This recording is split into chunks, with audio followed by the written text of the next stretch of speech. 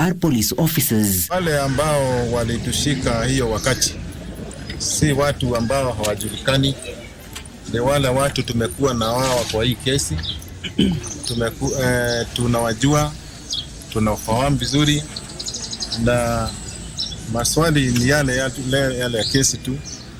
Tungetaka kuambia Wakenya, kama kesi imepelekwa kotini, ni wajibu wa jaji mwenyewe adili na kesi, si kesi inaenda kuprosecutiwa kwa manyumba. His lawyers now want the court to issue protection orders against what they term as incessant incidents of harassment. First accused and third accused were again abducted by the police officers. These police officers were wearing boots, concealing their identity. While they were abducting them, they knew that they were supposed to come before you today to answer to the summons.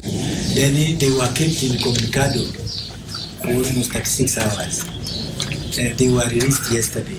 So we wanted Your Honor to intervene. My learned colleague, Mr. Dewa, will give you more insights about it. But we want this court to intervene to protect the suspects.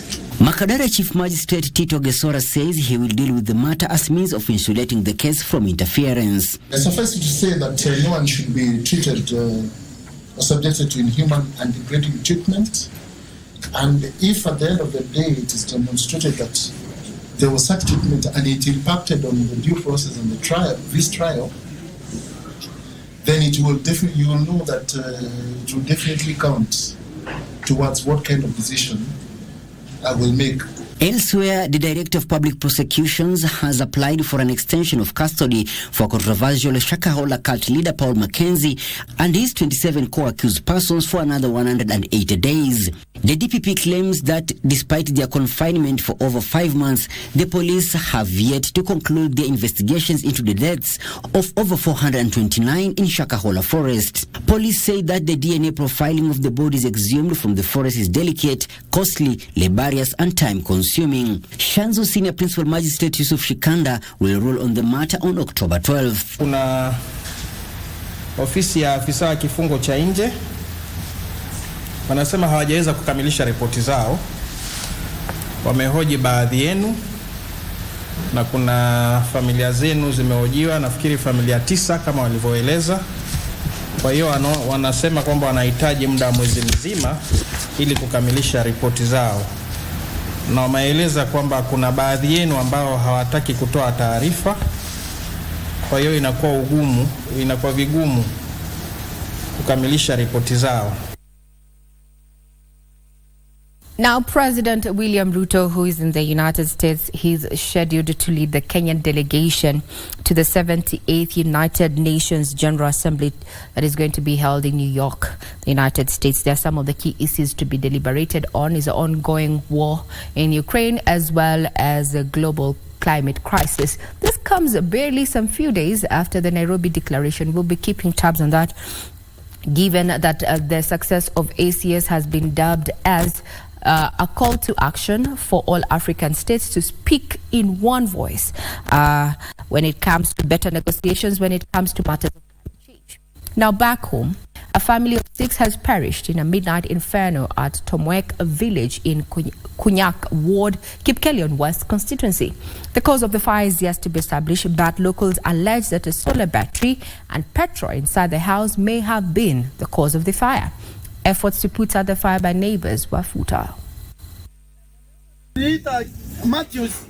This is what remained after a midnight fire tore through this homestead. Villagers of Tumwek in shock after the fire destroyed property and also left 6 family members dead. According to eyewitnesses, the fire was too large to contain. Kufika hapo tukajaribu kuokoa tukashindwa. Nyumba imechomeka, nyumba yote imeenda chini. Imechomeka kabisa. Tulisikia mayowe, watoto walikuwa wanapiga nduru. Tukakimbia. Tulipofika hapa tukapata moto ilikuwa imejaa sana. Hatukuweza kuokoa hawa. Pale tu moto ilikuwa mwingi sana. Confirming the incident, Area Assistant Chief Alice Yegon pointed at poor roads and low network signals as a major impediment to rescue efforts, even as she called for speedy intervention. Sasa kufika hapa, there is a great challenge in traveling to save the situation. At the same time, as it is raining now, to pass the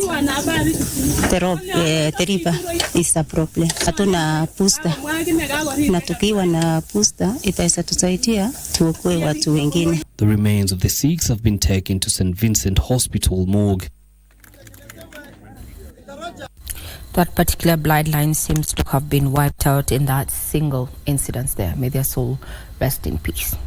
Now, over 40% of married women in Kenya have experienced a form of physical and partner sexual violence in their union. This is according to demographic and health survey conducted in 2022, where 4 out of 10 women have separately reported being victims of domestic violence on social abuse. Gender Cabinet Secretary Aisha Juma says many women silently suffer from gender-based violence, with 43% of women holding to the belief that the man must beat his wife. The demographic and health survey conducted in 2022 bears the harsh reality of gender-based violence in the country. The report revealing grim statistics of women who have been subjected to gender-based violence in one form or the other.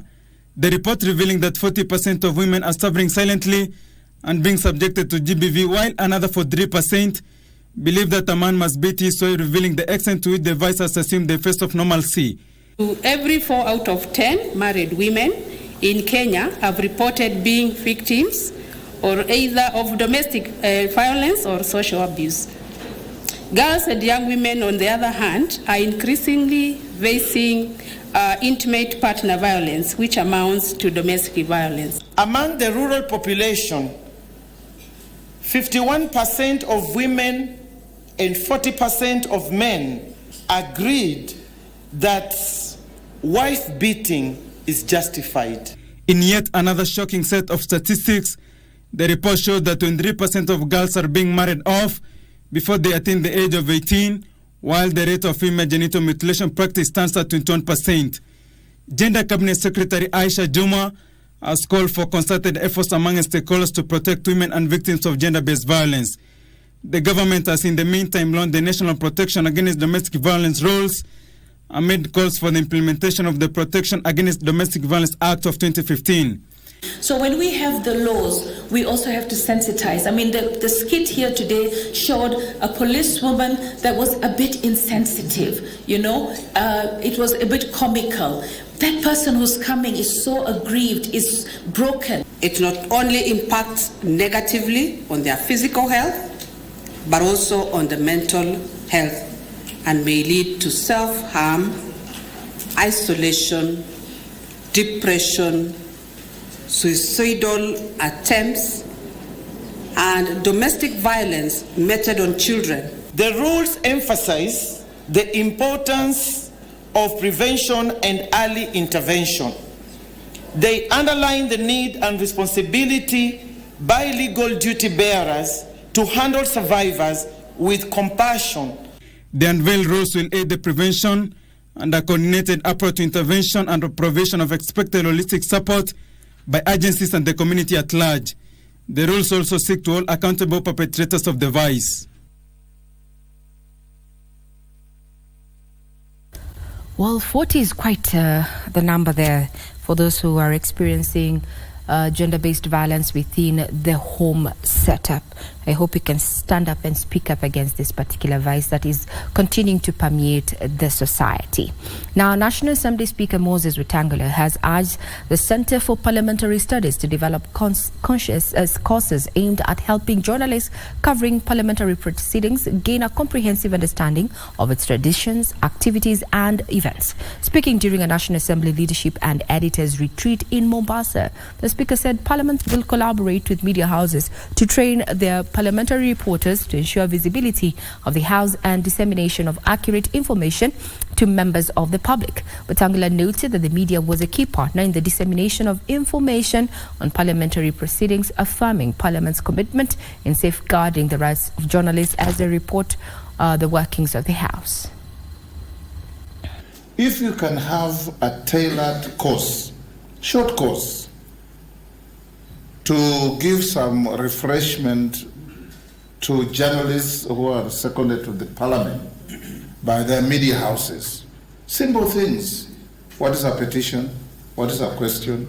So that when the public is informed, there is no risk of misinformation.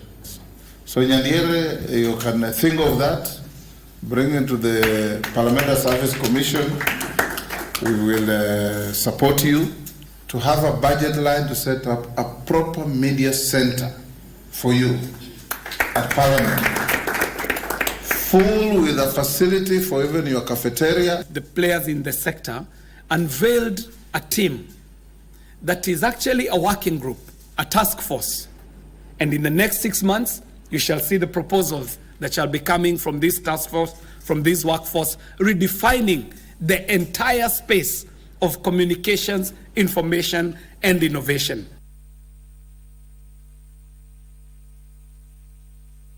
Now, before we delve into matters business, is that the Senate has vowed to bar county governments from establishing the offices of the governor's spouse, as recently done by Kakamega County Assembly. We'll be keeping tabs on that. Now, on to matters business. The African Development Bank will finance the extension of the standard gauge railway line to Malaba. Roads, Transport and Public Works Cabinet Secretary Kipchumba Murkomen says the SGR project is among major projects earmarked for private investments. Phase 2B of the standard gauge railway from Naivasha to Kisumu is estimated to cost the government 380 billion shillings. The government now says the financing of the railway line is ready after successful talks between the government and the African Development Bank. Roads, Transport and Public Works Cabinet Secretary Kipchumba Murkomen says the multilateral lender will also finance extension of the Kisumu-Malaba railway line that is expected to cost 122.9 billion shillings. The process of acquiring 500-meter wide corridor on either side of the corridor of development of logistic hubs and industrial parks along the corridor. There is need for development of inland container depots in Moyale, Isiolo and other areas of inland container depot development. There is also need for private sector investment for railway development along the corridor.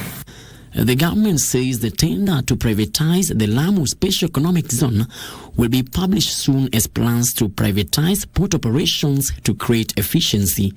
We advertise for private investment in Mombasa Port because we recognize the advantages of working with the private sector who have the private capital, unlike government that doesn't grow its own capital to invest in.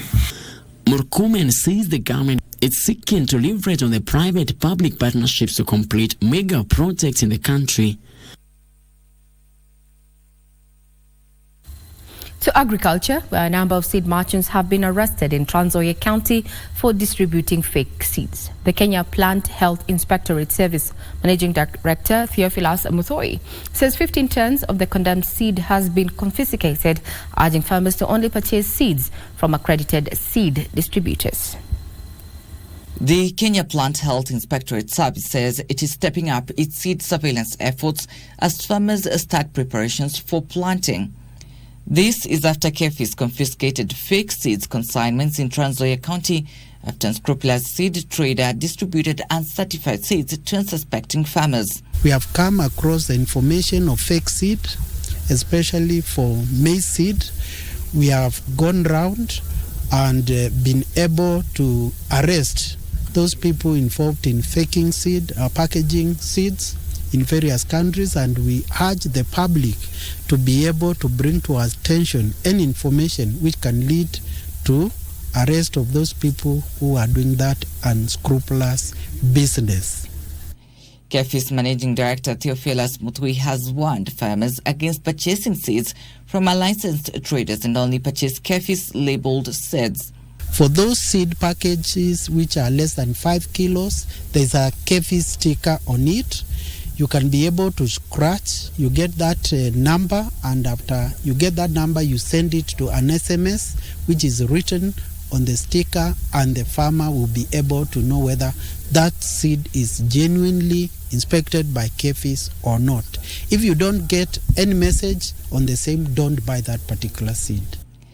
Speaking during the 4th International Phytosanitary Conference, players in the export market urged farmers to adhere to strict international market phytosanitary standards to ensure Kenya horticultural produce retains its new markets. We have learned enough lessons from these strict international markets, strict standards that guide fresh produce trade. The main aim is to prevent introduction of new and foreign pests, and if by bad luck they are introduced, they should not establish, and if they establish, how fast we can respond to their management. This comes as the first avocado shipment to India is expected to hit the Asian national market on Wednesday, with Kenya finalizing avocado export agreements with South Korea and the US. Now to sports is that the national women's soccer team Harambee Starlets is actually leaving the country today after they completed their training ahead of the upcoming two-leg 2024 Women Cup of Nations qualifier against Cameroon. All the best, ladies. Now also to some good news is that world silver medalist Emmanuel Wanyonyi clocked a world leading time of 1 minute 42 seconds and 80 seconds to win the women's 800 meters and claim his maiden Diamond League trophy at the Performance Classic in Oregon, the United States. Meanwhile, 10,000 meters champion Gadaf Tesgay of Ethiopia shattered Kenya's world 5,000 meter champion Faith Kipyegon world record after clocking 14 minutes and 21 seconds to win the race held at the same venue. World silver medalist Emmanuel Wanyonyi stunned world 800-meter champion Marco Arop to take the win in the Prefontaine Classic. Wanyonyi clocked 1 minute 42.80 seconds to finish first, ahead of reigning world champion Arop of Canada, who finished second, while Djamel Sadejati of Algeria finished third. The Kenyan is just forging ahead. He takes it 1:42.79. Another Kenyan in the race, Wycliffe Kinyamal, finished ninth. Good pacemakers when you're chasing world record. Meanwhile, 10,000 meters world champion Gadaf Tesgay of Ethiopia shattered Kenya's world 5,000 meters champion Faith Kipyegon world record in a time of 14 minutes and 00.21 seconds to win the race ahead of bronze medalist Beatrice Chebet of Kenya, who finished second. I think she's just going to miss 14, but she smashes, she pulverizes the world record. Chebet's compatriot Lilian Kasaid finished third. Two as well. And they'll be interested to see. In another race, former world 800-meter champion Athing Mu clocked a world-leading time and personal best of 1 minute 54.9 seconds to win the women's 800 meters race to stun world champion Mary Moraa. Moraa seemed to be tired with 200 meters to go, and she ended up finishing a distant fourth. This was Moraa's first loss of the season in women's 800 meters. Mo's going to take the win here. It's quick. 1:54.97. Well, still keeping up with sports is that England edged closer to the Rugby World Cup qualifier finals, but did little to impress in a scrappy 34-12 win over Japan in Nice. Now, meanwhile, Fiji beat Australia 22-15 for the third time in their history as they blew Pool C wide open with a thrilling win at the Rugby World Cup. Getting close. Lewis Ludlam forced his way over from close range for the only try of a first half littered with England errors. Gets the ball, take it. Rikia Masuda's boot had Japan within a point at 13-12 early in the second half before a fortuitous try from captain Courtney Lewis. Freddie Stewart collected a cross kick to dot down deftly, and any hopes Japan had of another Rugby World Cup upset to follow their famous camping of South Africa in 2015 before Joe Marchant dived over in the final play of the match. Meanwhile, Fiji beat Australia 22-15 for just the third time in their history as they blew Pool C wide open with a thrilling win at the Rugby World Cup. Fine kicking from Simeone Kurivoli put Fiji 12-8 up at halftime before Joshua Tuisova crossed after the restart. Lalakai Foketi went over late on to cut the deficit to 22-15, but Eddie Jones' side could not mount a comeback. Fiji's win over the Wallabies moves them above their opponents into second place in Pool C. Marnie will push it wide, but it goes dead. Now, for rugby lovers, I'm sure indeed you're happy with what is happening at the Rugby World Cup. And also just to recap what our boys, the Shujaa Sevens team, did on Sunday. They are qualifying for the 2024 Paris Olympics there. However, they have to still play the Challengers Series for the IRB Sevens. The last time that Kenya participated in the Tokyo Olympic Games under this particular category. Well, in boys, let's see what you can do going further into that particular game. Now, that puts a couple matters in news this morning. Be sure to peruse our website and also catch up on our live YouTube channel, just in case you missed the earlier updates that began at exactly 6:30 this morning. I leave in the able hands of my colleague Victor Law, who is going to be looking at where we are in as far as matters of politics is concerned. And you can be sure the conversations around the cost of living, especially now with the new fuel prices, is heavily going to feature. I'm Regina Manyara. Have a pleasant viewing.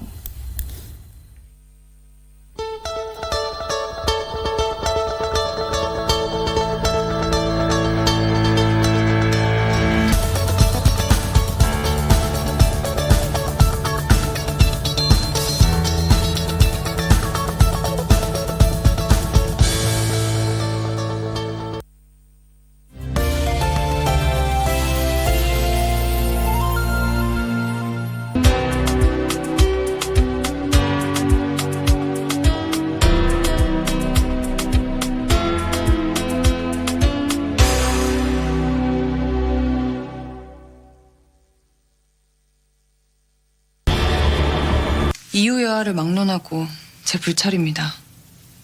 죄송합니다. 테러 현장에서 유지연을 도와준 건 분명 테리우스야. 숨겨두고 나한테는 모른다고 했는가?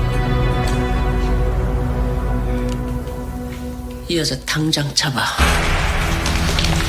왜 이래요? 이거 나요! 고혜리 씨, 가서 vijana chapakazi wenye nguvu za ziada. My youth, uko na talent ya kusing, spoken word, kucompose jingles ama any other unexploited artistic talent. Gava through Ministry of Information, Communication and the Digital Economy na KBC sasa wamekama up na project ya kupromote usanii called Studio Mashinani. Hizi ni studios ziko grassroots and they are fitted with high quality state-of-the-art equipment where you can produce quality audio and video music content for free. What's more, wanaoffer mentorship na talanta yako itakuwa promoted on KBC Channel 1 TV, Y254 na radio stations za KBC. Tembelea Studio Mashinani huko Comarox, Langata, Sauti House Mombasa, Kirwara huko Gatanga, Kitui next to Manyanyoni Chiefs Camp na Kisumu City wako hapo KBC Station. Usilalie talent. This is your chance to commercialize and popularize your talent through Studio Mashinani. Tafadhali. Well, I hope Dingo amekupatia habari kwamba lawyer alikuwa hapa jana. And very soon Abel wangu atakuja hapa kuishi na sisi. Itakuwa ndoa yetu si ya kubahatisha tena. We will be a family. Oh yes. That is the face I want to see for the rest of my life.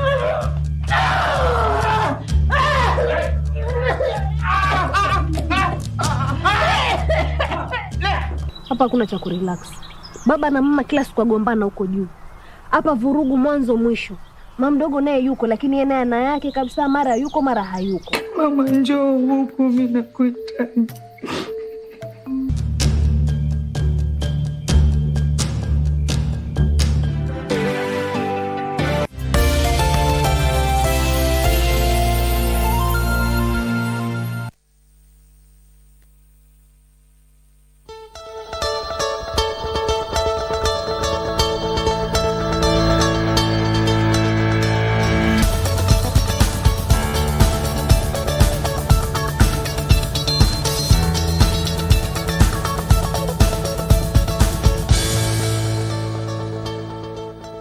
All right, welcome to the program.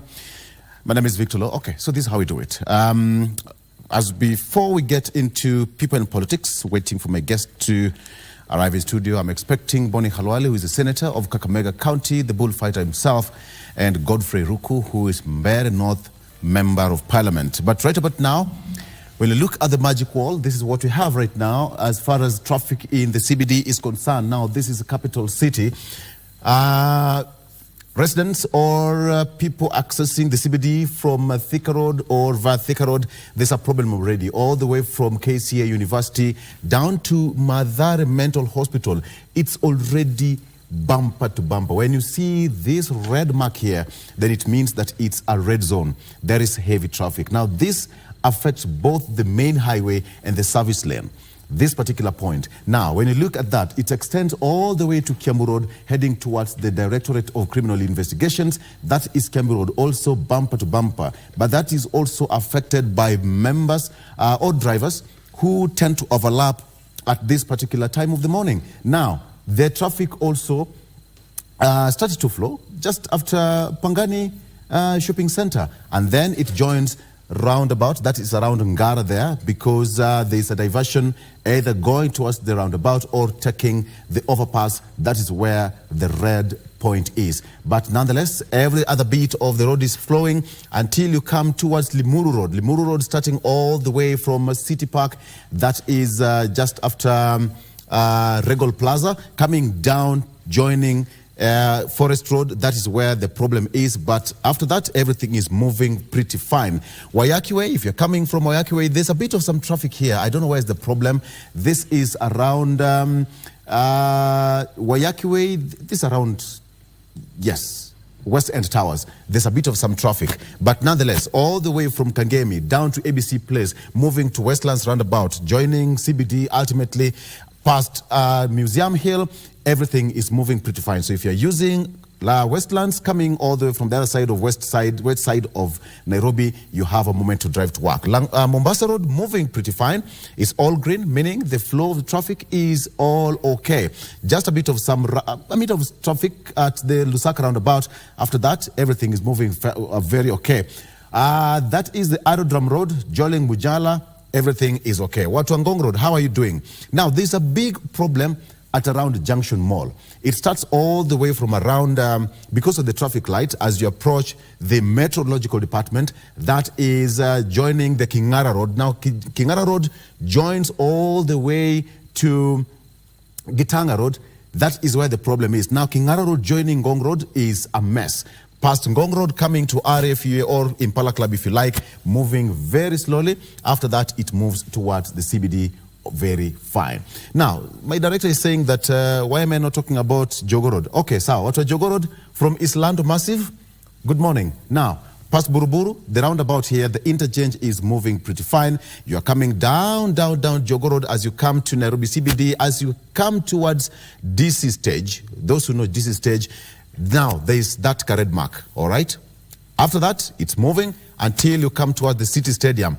From there, it moves until you come towards Marikiti, or if you like, that's where we have that point, open market. So, if you're coming to Nairobi, you can use an alternative route and find your way to the CBD. Very quickly, let's move to Mombasa. Good morning, Mombasa. Let me just refresh that for a second.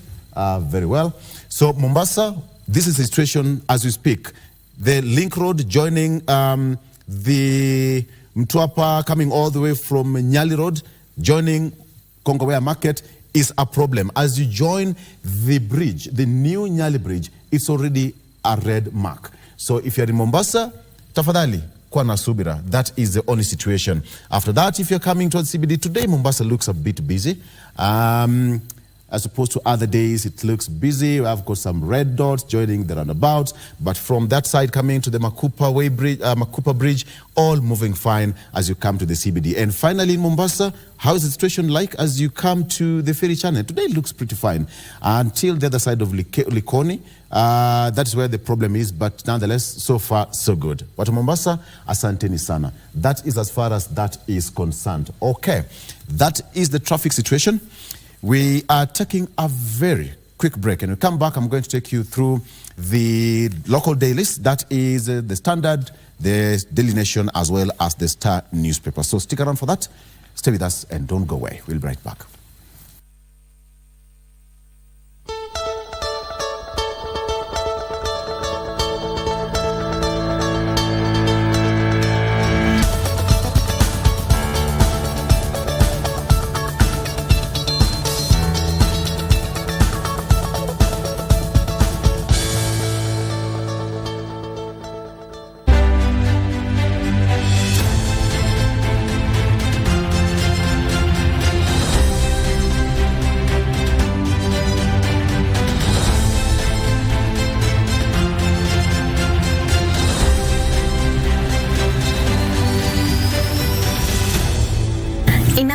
1950, Isaac Edwin Omolo Okero joined Makerere University College.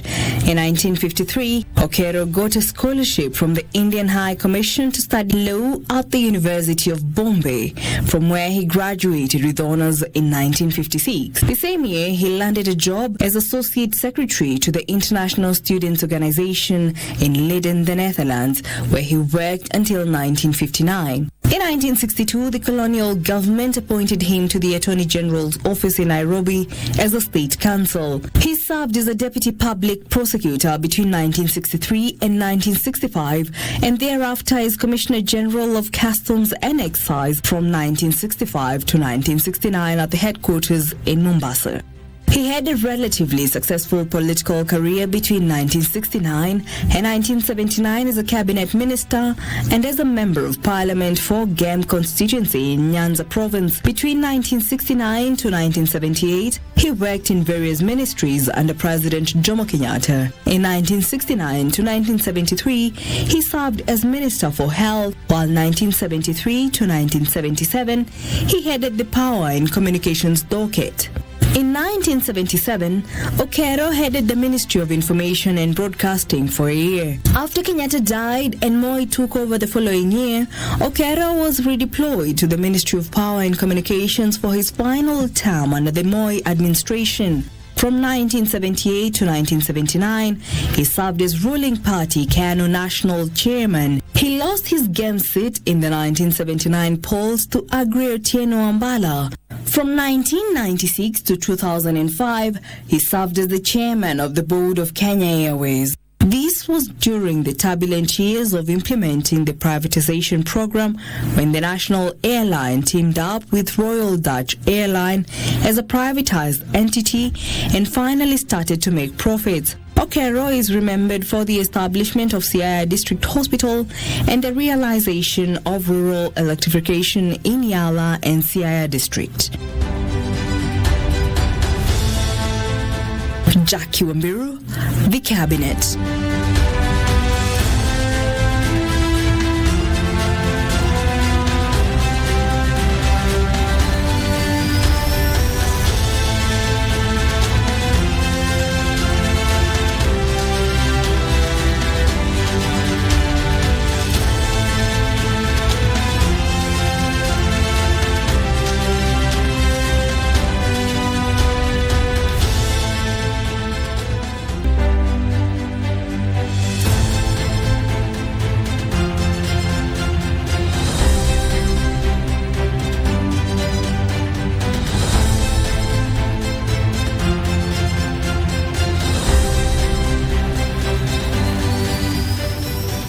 Dr. Josephat Karanja was the second vice president to serve under Moi and the fifth since independence. Before moving his political base to Mathare, Karanja tried vying for the Githunguri parliamentary seat twice without success. At the time, the seat was occupied by Arthur Magugu. The opportunity for Karanja to win a seat in Parliament presented itself when the Mathare Member of Parliament went into exile in Sweden.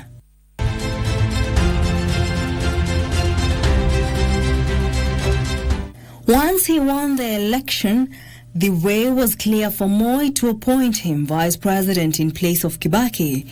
In 1988, President Daniel Arap Moi picked him to replace Mwai Kibaki as vice president of the Republic of Kenya. Karanja occupied the VP position briefly between 1988 and 1989. He was replaced by another university don, Professor George Saitoti. Karanja was an accomplished educationist and diplomat of high standing who had lived abroad. At age 33, he had become the country's first and youngest High Commissioner to Britain, a post he held between 1964 and 1970. Britain was then the most important economic partner of Kenya, its former colony. He then became Vice-Chancellor of the University of Nairobi at age 40, replacing Dr. Arthur Porter.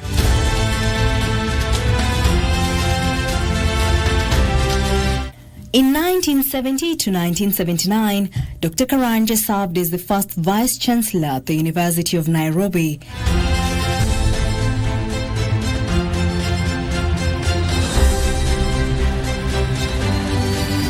Karanja is remembered for his tenure at the university, a period referred to as the heydays of the university, during which black student enrollment increased by large numbers.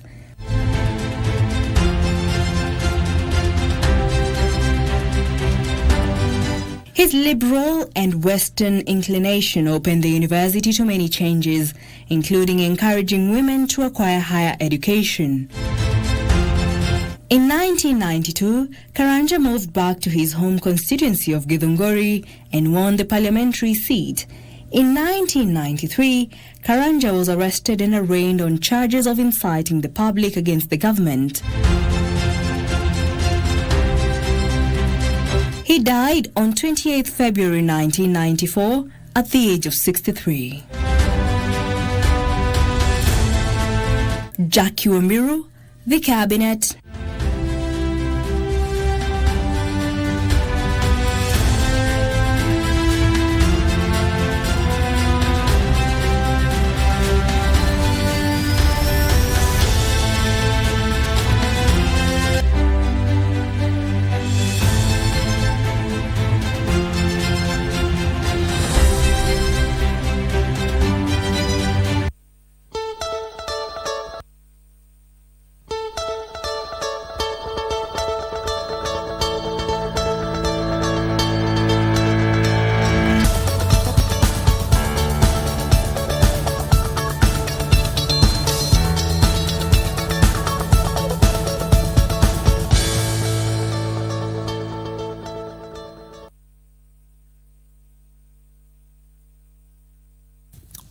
All right, welcome back. So, as I promised, let me take you through the front page of local dailies, but make sure you get your favorite copy just on the front pages. Very well. On the front page of the Standard newspaper, it doesn't make sense. That is also the front page of the Standard newspaper. There you have it. It doesn't make sense, quote unquote. It doesn't make sense. Now, the pictures you see down there, those are two photos of desperate for a job, any job. Now, that photo was taken yesterday as members of the public went for a recruitment drive, the KDF. These are members of the National Youth Service who thousands of former National Youth Service officers who lined up at the Mbakasi garrison hoping to land a job, and they only needed 350 slots, all right, available to join the Kenya Defence Forces yesterday. Perhaps that is the situation. They needed 350, but from that aerial shot, that is the situation. Desperate search for a job. Now, it doesn't matter. It doesn't make sense. That is what's on the front page. Experts poke holes in President William Ruto's explanation on why cost of living is going through the roof. With little government's intervention to tame it, they say that when the economy is ailing, stimulus packages breathe life, but increased taxes snuff it. Manufacturers also say that they will pass the cost to consumers, whom they warn should brace for tough times. That is what's on the front page of the Standard newspaper, and it's all about finances, and economy. Points of departure for talks team, I'll take you through that, what they need from both Azimio and Kenya Kwanza. They have struck some deals, but both sides are moving or pulling from different directions. So what are they talking about? Very quickly, again, civil servants with mental illness triple. That is the story here on page 5. Let me take you through that again. On the second page of the Standard paper, state seeks to detain Mackenzie followers for 6 more months. I say that they say that the Constitution allows a maximum of 360 days of extended detention without charge where there is compelling reason to do so. And Probation Department wants 30 more days to complete the social inquiries exercise to determine if they qualify for bail. That is as far as this is concerned, the Shakahola case. I told you about Akin, who returned home after 50 good years. The gentleman, Joseph Odongo, left home 30 years ago when he was only 30 years but returned home somewhere in West Kanyada, that is in Homa Bay County, from 1973 to 2023. He's 80 years old. The reason being he had a disagreement with his now deceased brother. But he's come back home with nothing, empty-handed. He doesn't have a wife, he's not married, he doesn't have kids. And the piece of land that belonged to him was long taken by people who thought that he was long dead. So the situation is like, the biblical story of the biblical prodigal son in the Bible, who returned home and the only thing he had was nothing, and back home to seek for an apology. But as they say, the father embraced him. And you know what happened? They slaughtered for him the best bull. And now it was song and dance after he returned home. The only piece of land, again, he said, was left behind that long been lost, allegedly taken by individuals who believed that he was dead. And it was explained that he chose to disappear from home after a disagreement with his now deceased brother. Initially, he had also told his relatives that he was going to Sikri Beach. But he found himself in Likoni, where he worked for an expatriate who again went back to his motherland in Europe. Efforts to reach his former employer hit a snag and decided, you know what? I want to come back home. Home is where our hearts are. Okay, moving very fast. Experts fall Rutonomics as being off track. They say that the government seems to be missing the fundamentals of economics given their recent approach. State ought to incentivize citizens to produce while checking its wastages and unnecessary spending. That is what we have. And the balance between high appetite for more revenue and fixing an ailing economy could be President William Ruto's biggest hurdle. On the other hand, the head of state is desperate for money to service the country's budget that is running a deficit. And on the other hand, he has to bring down the cost of living to make life better for the populace. So he is torn in between a rock and a hard place. That is what is here. And the harsh reaction to the rise in the cost of fuel has been seen here to government officials, which, who exchange harsh words with Kenyans, with the Cabinet Secretary of Trade, that is Moses Kuria, coming out as insensitive, and his words earning him a warning from Deputy President Rigathi Gachagua, who said, decorum is paramount when serving Kenyans. Will that change? Again, the story of mental health, we've been discussing here for far too long. Now, mental health issues among civil servants on the rise. PS1s, according to the report, uniformed officers have been the most affected, with cases of suicide becoming more common. And now the government has announced plans to hire more counselors for all government ministries. Will that change a thing? The story continues. KDF recruitment drill leaves many disheartened. That is the story here. Again, Kenya Kwanza and Azimio to lock horns as proper talks set to begin. That is a story on page 6 of the Standard. Kenya Kwanza and Azimio put their best foot forward as talks move into new phase. Kenya Kwanza pushing for Azimio to support the creation of leader of opposition office. And now, the Bomas talks have moved into a new phase where Kenya Kwanza and Azimio are set to put their best foot forward to defend their positions on various key issues. As I said earlier, my guest already in studio, that is the bullfighter himself, Boni Halwale. Kakamega Senator, already in studio, just getting the climate. Mheshimiwa, welcome to the program. Omboro shina papa. Karibu. Asante sana. We are also waiting for Godfrey Ruku, who is Member of Parliament of Mbeere North, to join us shortly. We'll get to that discussion. Mheshimiwa, stay with us. Okay, so as far as this is concerned, the bone of contention was whether the office should be established in a parliamentary or presidential system. That is the office leader of opposition and the prime cabinet secretary. So the bone of contention was whether the offices should be established in a parliamentary or presidential system of government. That is why the story is here. Okay, so as far as this is concerned, let's take a break, and when we come back, we're going to continue.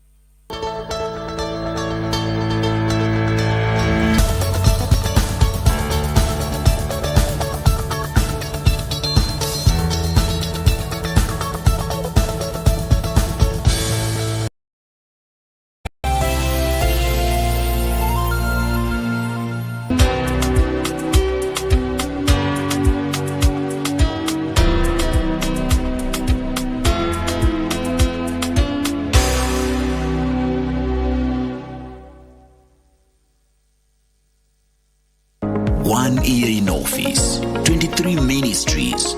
Time to review the journey in implementing the bottom-up economic transformation agenda. What is your assessment of the government's performance? Will they ace the performance test? Tune in to KBC News at 9 p.m. for the government scorecard.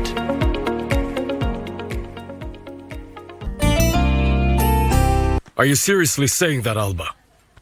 Your brother-in-law's life is hanging by a thread, and you're worrying how to make sure that the numbers add up? You were unbelievable. Relax, don't be so tense. Rodolfo, come quickly, Sergio's awake. There goes more money. Tell us who hired you to hurt this man. Who? Speak up! Amparo Reveles. I overheard something that I'd like to believe was Sergio's hallucination. He said he is in love with you, Isabel. Now please, tell me that isn't true. I cannot believe this. Live from Broadcasting House, Nairobi, Kenya. This is KBC English Service. Welcome to Beat Time Show, the very best of the 80s and 90s. Be John Korani, JK. Timeless music hits across the decades. This is the place to be after you've had a tough day. Here we celebrate love and life.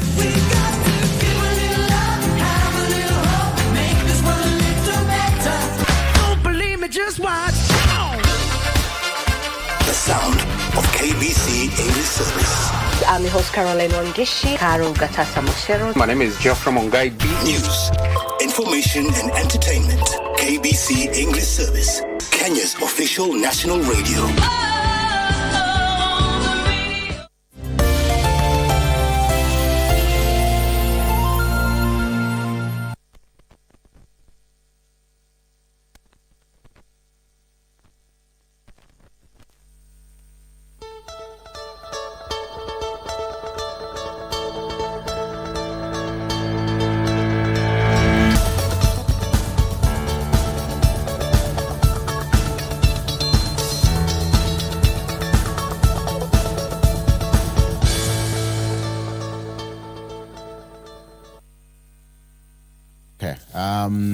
This is how we do it. Thank you so much for staying with us.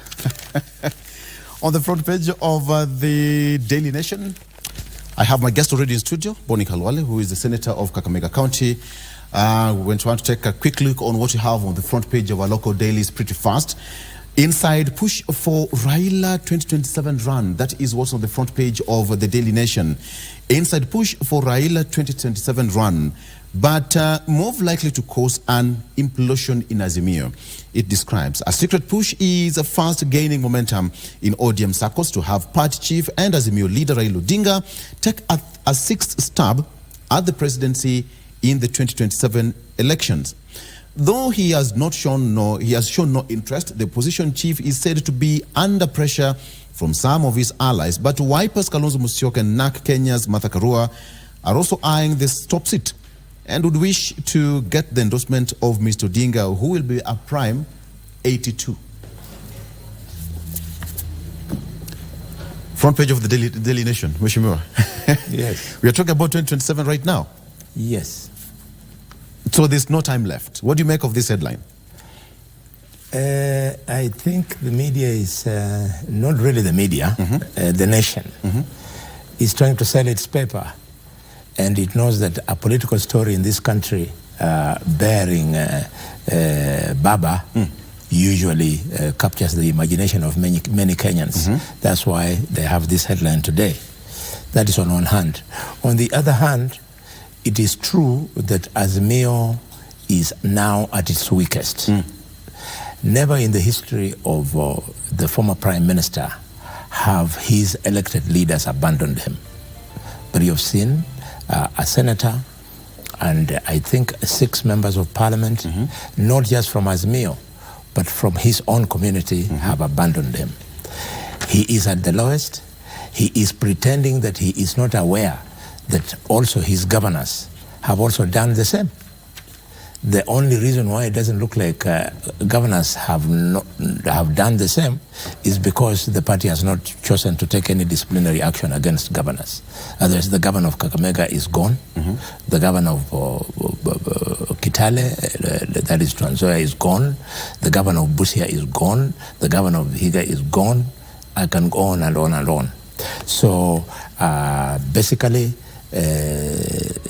that's what I would comment about it. However, I can see the paper is trying to bring in the issue of the interests of Kalonzo and Mother Karua, in the presidency. Okay, fine. Give it to them. They are running. But if indeed they want endorsement from Raila Odinga, then they must allow Raila Odinga to do a bit of housekeeping in his own community. He cannot just say, I am pulling out and I am endorsing Mother Karua or Stephen Kalonzo Musyoka without first preparing his own community. To prepare his own community, the former Prime Minister would have to designate somebody as the heir apparent for his, shall I call it, kingdom, which is not very easy. But I'm happy for the first time again, this kind of conversation is taking place in Lowland. I hear names being floated around, but having been on these streets for many years, there are only two people I see who stand alone, left on their own, can mobilize the imagination of that community. The first one is the Member of Parliament for Rarieda, the Honorable Otiende Amolo, can capture the imagination of Luos. He can also be attractive at the national level because of his rich CV. Secondly, a nominated Member of Parliament, John Mbadi, is a very experienced member of the party. Having had even leadership role in Parliament. Party chairman, former assistant minister. He is very articulate. His persona is very appealing to not just the community but at the national level. So they should allow Raila to reorganize himself.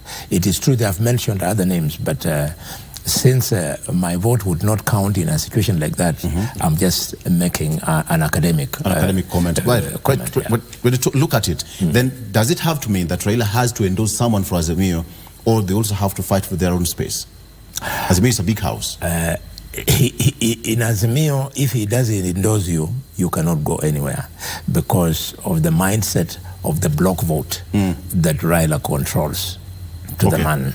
The block vote of his community listens to him. So until he says it, nothing will move. And this is why I'm informed to comment on the issue of the two leaders who I think are very attractive from that community. How would this work for Azimio and Raila Odinga in particular, having this headline on the 19th day of September 2023, with almost 4 years to election? This sits very well for Baba. This is another way of testing the waters.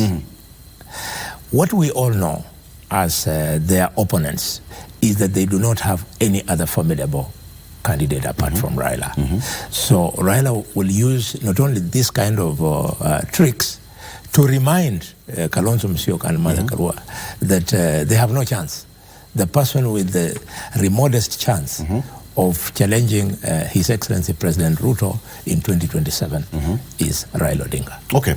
Yeah. Very quickly, on the front page of the Standard newspaper, I came with it. It doesn't make sense. That's on the front page. It doesn't make sense. Experts poke holes in President William Ruto's explanation on why cost of living is going through the roof with little government intervention to tame it. Now, they say that when the economy is ailing, stimulus packages breathe life, but increased taxes snuff it. And they continue that manufacturers say that they will pass the cost to consumers whom they warn should brace for tough times. Before I go into the headlines, what do you make of that? The issue of cost of living is very emotive.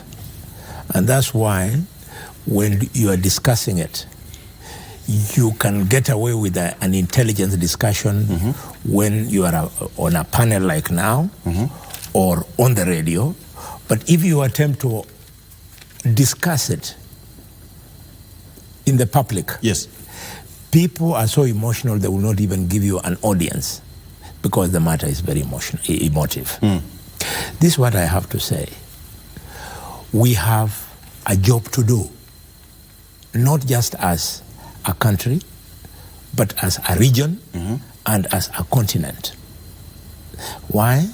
Because the current challenges on high cost of living are informed by local, national, regional, and continental issues. The problem is cross-cutting. However, you cannot go to a Kenyan and tell him that accept to continue bearing the hardships because it is a worldwide problem. Whereas it is true that the war and conflict in Ukraine, the COVID-19 economic recession, and the mismanagement of public debt by the handshake government are major players. Those should also be tempered with the reality that there are also local factors that are also at play. So having spoken to those things that are international, one would expect that we provide leadership as the ruling side of the government to the local challenges. You heard me a few days ago when I was expressing my anger against some members of the cabinet and some members of the Economic Advisory Council to the president, because they have moved away in explaining to Kenyans what they know ails them and telling them what the government is doing so as to get us out of that hole. Instead, they have now become abusive. I, as an elected person who represents people, who has a constitutional mandate to oversight those same people, I cannot keep quiet.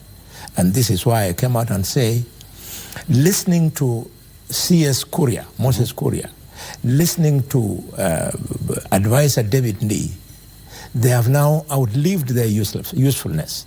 It looks like they have been promoted beyond their Does that cause a crack in the ruling coalition? No, it doesn't cause a crack. I'm simply discharging my job of oversight. I would be failing if I do not do my work as a parliamentarian. And Parliament is expected to oversight the executive. I would be failing. So having discharged that particular role, I'm not saying our government has failed. I'm saying the good that our government is doing should be explained in soft language to members of the public. Because they are hurting. Look, we are not just sitting there. We've been doing things on and on and on, including now the issue of ensuring that you roll out programs to stimulate the economy. This is not the first time we shall be doing it. I remember when I was in government, as an assistant minister for East African Community, we had a problem. And President Mwai Kibaki used the same tactic of economic stimulus to stimulate the economy. We will continue doing those things until we get out of the trouble. Is it applicable at this time and age? It is applicable. Do you know what an economic stimulus means? I'm not telling you, but I'm telling members of the public. I know you know. If you make an economic stimulus, for example, what we are doing in housing, construction of houses is an economic stimulus because the money then you cost to go into the construction of those houses, the money then creates jobs. People then earn money. They now have money in their pockets to run their families, while at the same time, they are actually building the economy.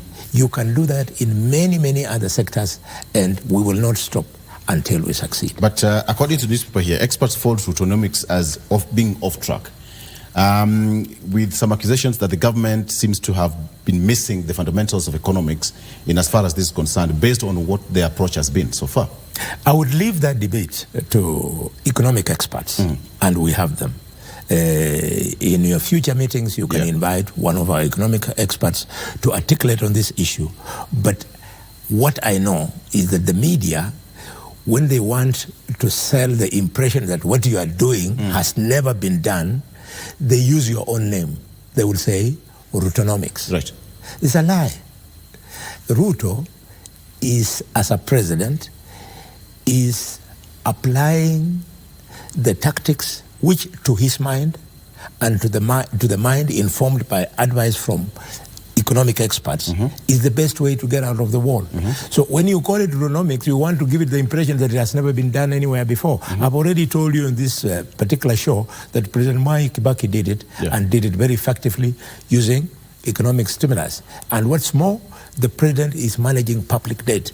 We got here because public debt was mismanaged. Absolutely. And we are happy that 1 year into government, we have not defaulted on any of our debts. We have not defaulted at all, which is a big thing.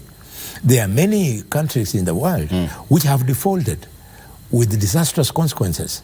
But we have managed. We have managed 1 year down the line, despite the trouble we found, we've managed, we have paid everybody's salaries. We have managed, we have released money to all our devolved structures. We have released money for development to constituency development funds. We are doing very, very well. But what is eating in is the issue of taxation.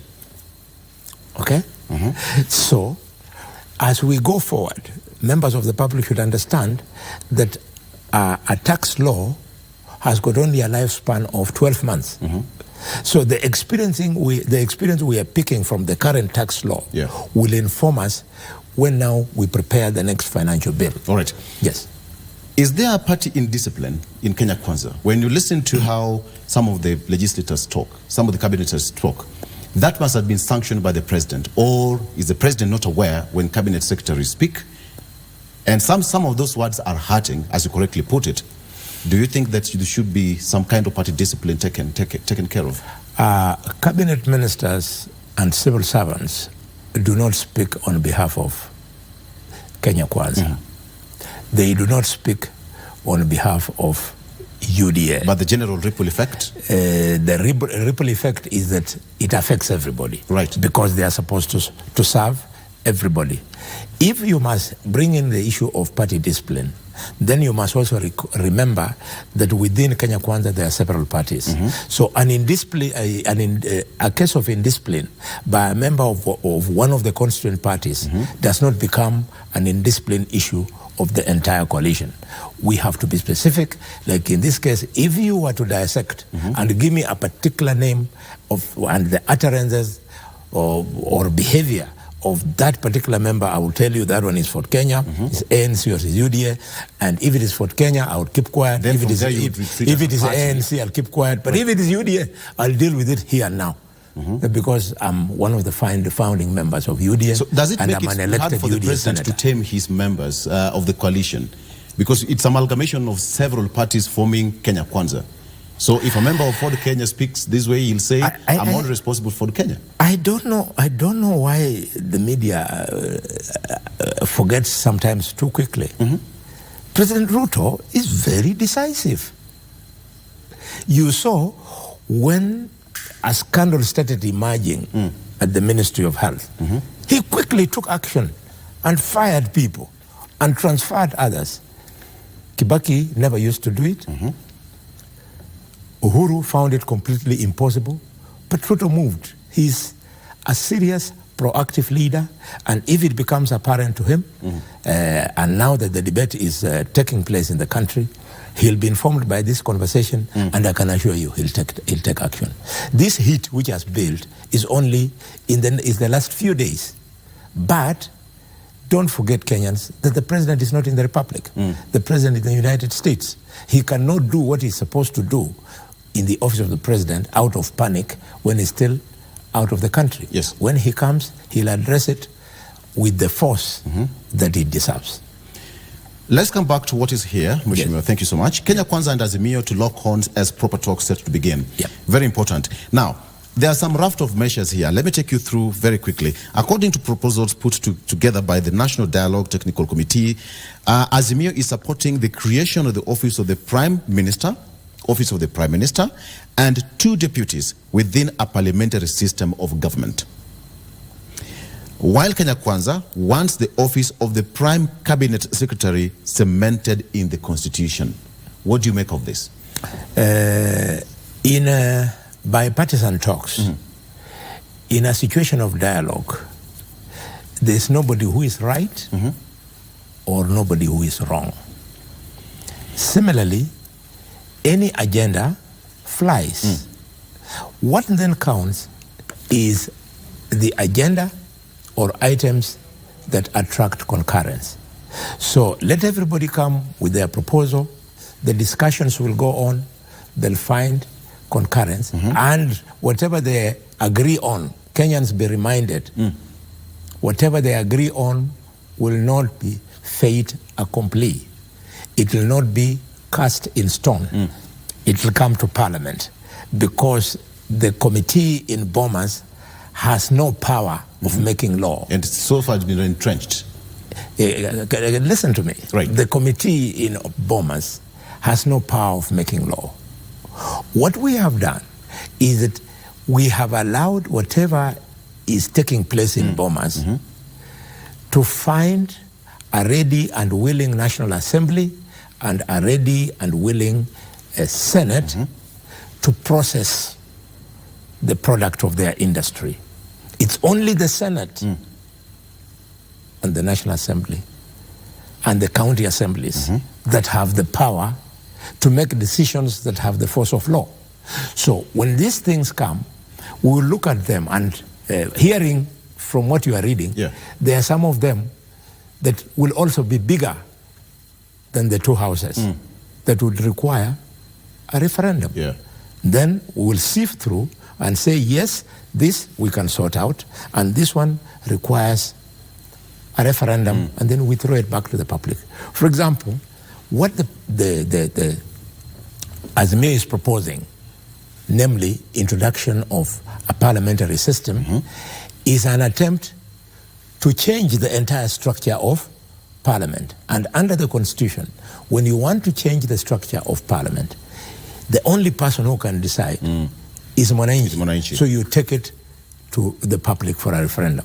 So should they agree in Bomas that we want to bring in a parliamentary system, we will process that as Parliament and say, take it to the public for the public to have its say. Okay. Yeah. For me, yes, I know on the same page, in the same paragraph, Kenya Kwanza is proposing introducing the position of a chief minister or a prime minister.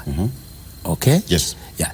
That is different from changing the structure of parliament from parliamentary, from presidential to parliamentary system of governance. So whatever it is that they are going to decide, as a whip in the Senate, I'll be waiting for it to whip members, not to agree, but to whip members to respect the provisions of the Constitution of Kenya and the statutes that speak on the same issue. All right.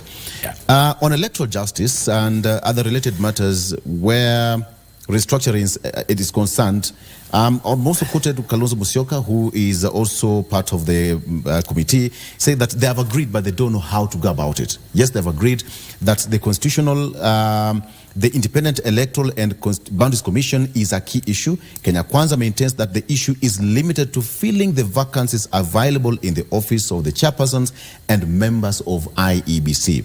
Azimio's position, on the other hand, is that there should be an overall review of the framework that governs the electoral process. A thorny issue every electoral cycle, and here we are. Azimio should stop converting bipartisan talks into a talk shop.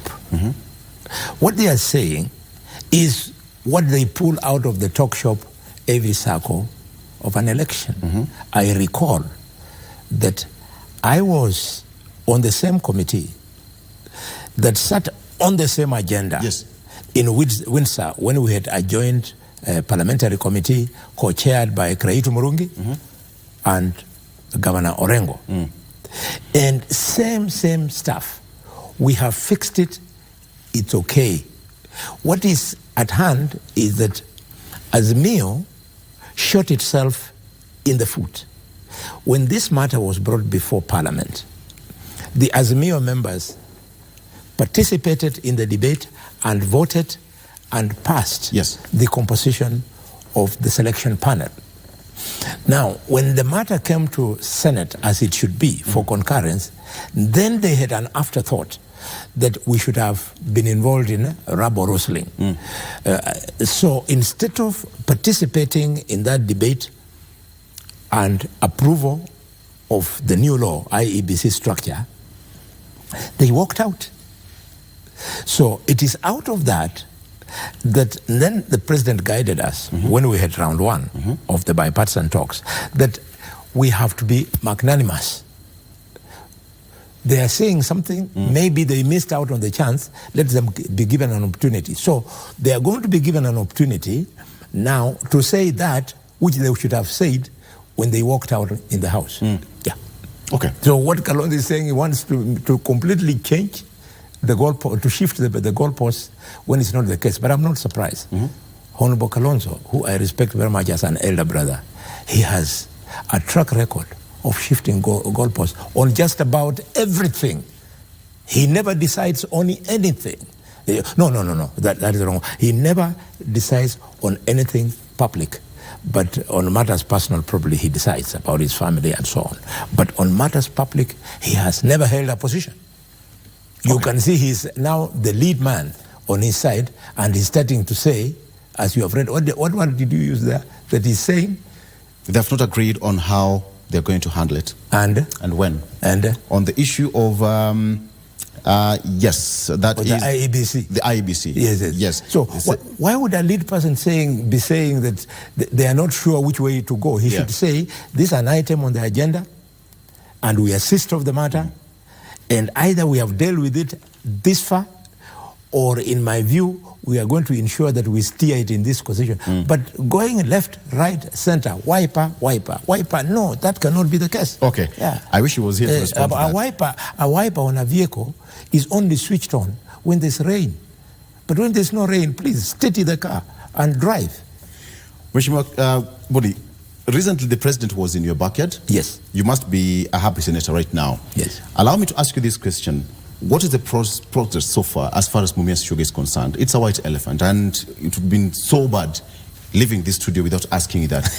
Where are we as far as Mumias Sugar is concerned? I'm also made aware that there was a sugar summit that happened a few days ago in Kakamega.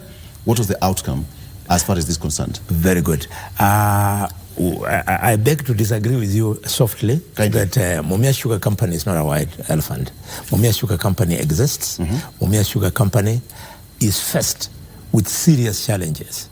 In fact, I would request that instead of calling it a white elephant, we just call it a very hot brick. Okay. Now, this hot brick is a very hot brick.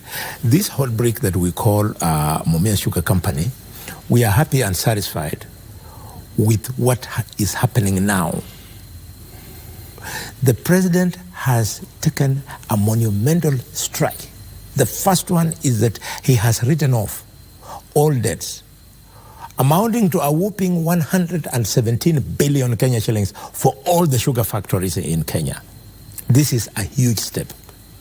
So we requested him, and my clip is here, the footage. Yes. We requested him on the spur of the moment that whereas that was a very good issue, but there was something further that required to be done, namely the issue of litigation, perpetual litigation. We have busybodies, lawyers, creditors, in quotes, who keep the company in court to the extent that as we write off the public the debts, as we write off the debts that institutions like KCB, KRA, NSSF, and NHIF, and so on, the Kenya Power and Lighting, as we write them off, we should also remember that these other litigious people, if not dissected, they'll also interfere with the new journey. And this is why the president came out with the famous Mambo ni Matatu. Yes. Yes. We support the Mambo ni Matatu because it just required that firm stand by the president for the jokers to pull their cases out of court. Rai has pulled out his cases.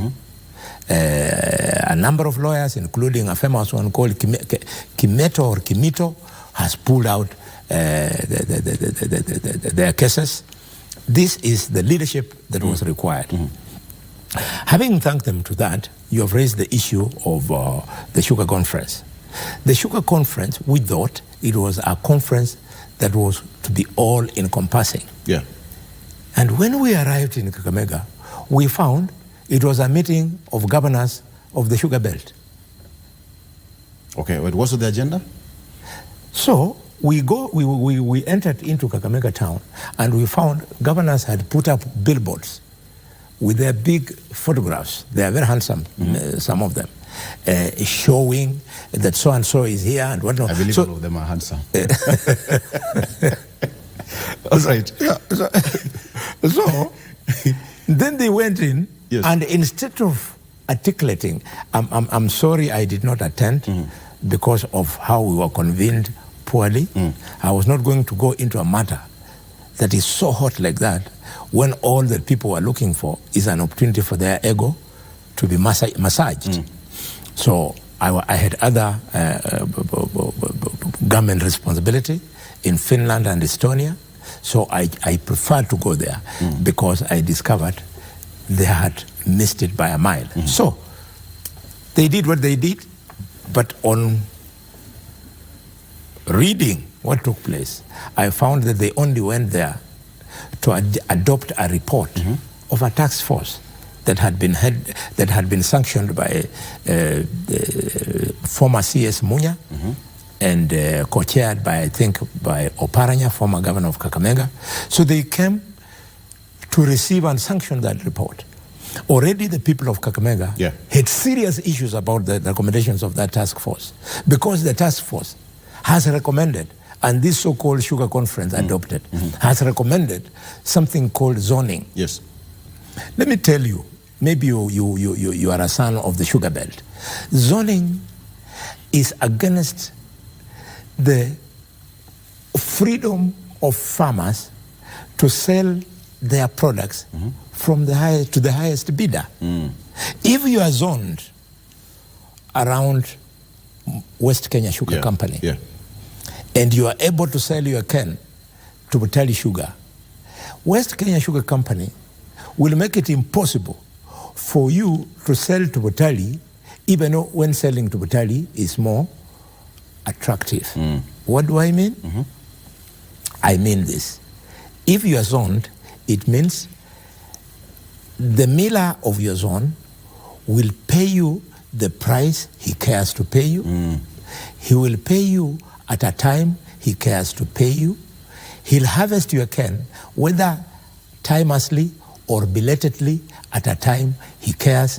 You completely... Because they have full control. Yes, you completely lose the advantage of competition. Okay. And monopolies have failed everywhere in the world. So why are we backtracking and going back to monopolies? Very quickly, because I'm told that you're supposed to be heading to Radio Ingo. So is there hope for Mumias Sugar as we speak? Out of 100%. Mumias Sugar Company, the biggest challenge has now been fixed by the president. Very good. Yeah. What we now do what we are going to do at the local leadership is now to fix the housekeeping issues. The giant in the room has been slain by the president. So we come and fix the smaller ones. For example, there is the brother of Rai. Rai, who has been a very big problem to us in the sugar industry. He is a major investor in the sugar industry in Uganda. He's very successful, and he's the one who has come into Mumias. So he is now free because he was in Mumias and he was unable to run the cogen plant. Cogen plant that produces ethanol, that produces water, that contributes to the national grid of power. But now that this litigation had made it impossible, so he was functioning only on production of sugar. Now that the playground has been leveled, he now has an opportunity like he has in Uganda to now do a proper job. So when it comes to the time of people bidding to come and operate Mumias Sugar Company, he'll be most welcome, and many other people. We are good to go. We are good to go. Yeah. I promise to call you back here later on so that we can talk about this issue of Mumias Sugar, so that you can also give us the report on probably what you discussed the Kakamega State Lodge with the President in secret. Thank you so much. Thank you very much. You're a good man. Senator of Kakamega, Kalwale, joining us briefly for that interview. Thank you so much. All right, let's take a break and we continue with GMK shortly after this. Stay with us.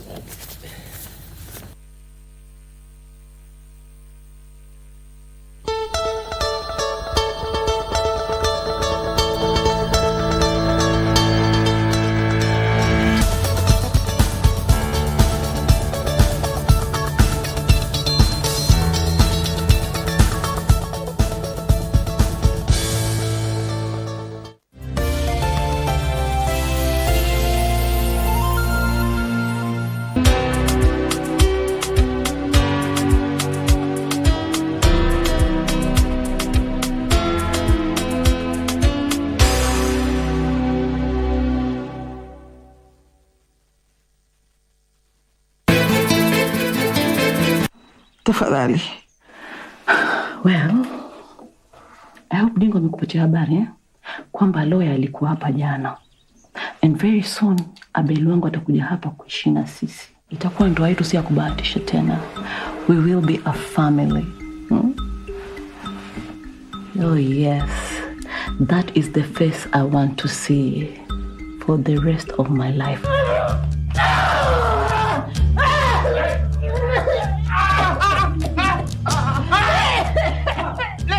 Hapa hakuna cha kurelax. Baba na mama kila siku wagombana huko juu. Hapa vurugu mwanzo mwisho. Mama mdogo naye yuko, lakini yeye naye ana yake kabisa, mara yuko mara hayuko. Mama njoo huku, mimi nakuhitaji.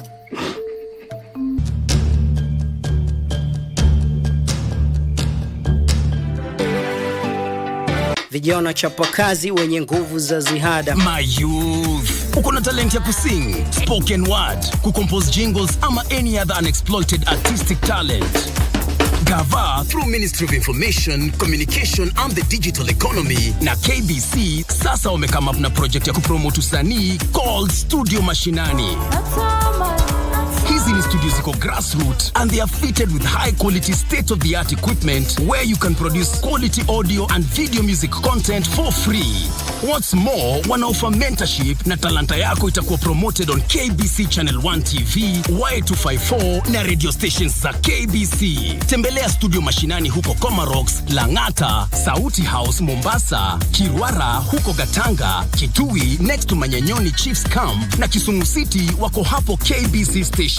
Usilalie talent. This is your chance to commercialize and popularize your talent through Studio Mashinani. Live from Broadcasting House, Nairobi, Kenya. This is KBC English Service. Welcome to Beat Time Show, the very best of the 80s and 90s with John Korani, JK. Timeless music hits across the decades. This is the place to be after you've had a tough day. Here we celebrate love and life.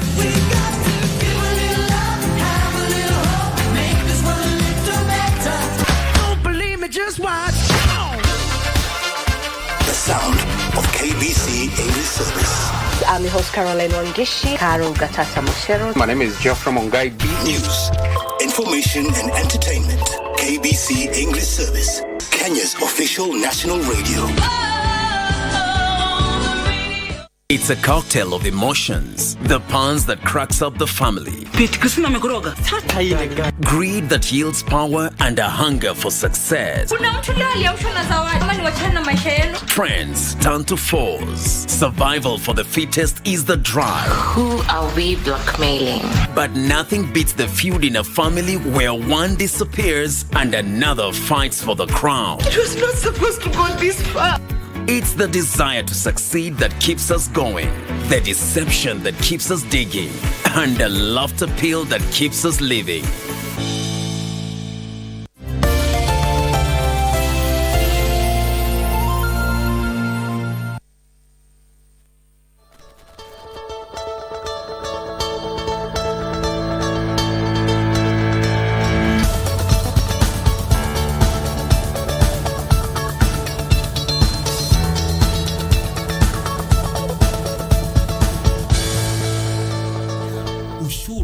bidhaa fulani kama ile mafuta ya petroli. Kuna bidhaa zingine kama mafuta ya kupika, sukari na kila kitu. Umeona kila mtu analia bidhaa, bei imeenda wapi? Imeenda juu. Haijaenda juu kwa sababu mtu fulani amefanya vibaya. Ni sheria tumeiweka. Ni ile sasa hao wenye wamesimamia hii sheria waifanye katika ile hali ya usawa na isilete dhana ya kihimula ndio kudhalilisha wananchi. Wananchi wanafaa kuwa na maisha ambayo ni ya heri na fanaka kwa serikali yao, kwa sababu sisi ndio tulingisha serikali mamlakani, na serikali inafaa tuangalia. Hii ya Kenya Kwanza imepita mipaka na imeumiza Mkenya, lakini haijaiumiza kwa hiari yake. Ni hiari ya Wakenya sisi kulingana na sheria na katiba. Tulipitisha kwamba serikali ya kitaifa iwe na mamlaka ama nguvu ya kulazimisha, inaitwa imposition of tax na the national government. Okay. Na mtazamaji wa runinga ya KBC Channel 1, endapo kwa sasa ndo unajiunga nasi, kipindi hewani ni Zinga na Good Morning Kenya. Nilikuwa nimemuona pale Bullfighter, lakini ashatoka, ametupatia nafasi na uchumi wetu. Tuendelee mbele, na kama ndio kwa sasa unafungua runinga yako, ndani ya studio ambaye amemaliza tu kuzungumza ni ndugu Naftali Nyamongo ambaye ni mchanganuzi wa masuala ya kisiasa na kiuchumi, na mbali kabisa yuko Douglas Mohati, mkaguzi wa kifedha na vile vile pia katika Mbaya and Associate LLP, na vile vile pia karibu yangu niko naye Daktari Abraham Rugo ambaye ni meneja wa kitaifa International Budget Partnership, tukizungumzia kuhusiana na malezi ya uchumi. Nikurudi kwako Daktari. Nyinyi njote hapa ndani ni kama wana uchumi. Je, ni kwa nini bei ya bidhaa inaendelea kuongezeka? Kwa mfano, bei za bidhaa muhimu kama unga, sukari bado iko juu na wengi wa Kenya hawawezi kumudu. Asante sana na asante kwa nafasi ya kuweza kuzungumzia haya mambo. Kama ulivyosema ya kwamba kazi yangu ni na shirika ambalo nafanya kazi nalo huwa tunafanya ile uchanganuzi wa bajeti. Tunafanya ile budget analysis na pia tunahamasisha wananchi kuhusu jinsi wanaweza wakajishughulisha na mambo ambayo ni muhimu, mambo ya bajeti. Mfumuko wa bei ama ni ile tunaita inflation ama ile kuongezeka kwa bei ya bidhaa muhimu imechangiwa na mambo tofauti na pengine yale ya muhimu zaidi ni ya kwamba bidhaa nyingi ambazo tunatumia hapa nchini kwa sababu ya zile sera ambazo tumeweka hapa na pale ni ya kwamba zile bidhaa tunazinunua kutoka nchi za nje na basi unakuta ya kwamba wakati bidhaa kama sukari. Ndiyo. Sukari nyingi ile ambayo tunatumia sio sukari ambayo tunatoa hapa katika taifa la Kenya. Na ni kwa sababu ya sera ambazo tumeweka. Hatujaweza kusupport zile sekta ambazo tunasema ni sekta muhimu sana. Sekta nyingi za kilimo bado hatuweki pesa ambazo zinafaa. Kwa hivyo unakuta ya kwamba zile bidhaa ambazo tunanunua kutoka nje kumekuwa na ile vile shilingi ya Kenya inaanguka kulingana na dola, basi inaenda. Lakini jambo la pili ambalo ni muhimu ni kwamba pia tumetoka kwa season ambayo tumekuwa na ukame mwingi sana. Mvua sasa imenyesha, kwa hivyo bei ya bidhaa zingine inapungua. Lakini zile bidhaa ambazo ulizungumzia ambazo na pengine niseme sasa jambo la tatu ni ya kwamba hizi bidhaa nyingi pia ile production yake na transportation ama ile kuweza kusafirisha hizi bidhaa inachangiwa sana na bei ya mafuta, petroli hasa na diesel. Na bei ya diesel na petroli imekuwa ikipanda ukiangalia kuanzia mwezi wa Aprili mwaka uliopita. Na sasa bei ya mafuta imepanda kutoka 130 hadi sasa 216, 215, 11 hapa Nairobi. Kwa hivyo inaonyesha ni kwamba imekuwa ikipanda pengine kwa shilingi kadri shilingi 10 karibu kila ndio. So unakuta ya kwamba mambo mengi sana ya ile production na ile usafirishaji wa bidhaa inashikana na inakuwa kwamba inakuwa influenced na bei ya mafuta. Basi inakuwa ni mchanganyiko ya hayo mambo yote ambayo nimeyasema.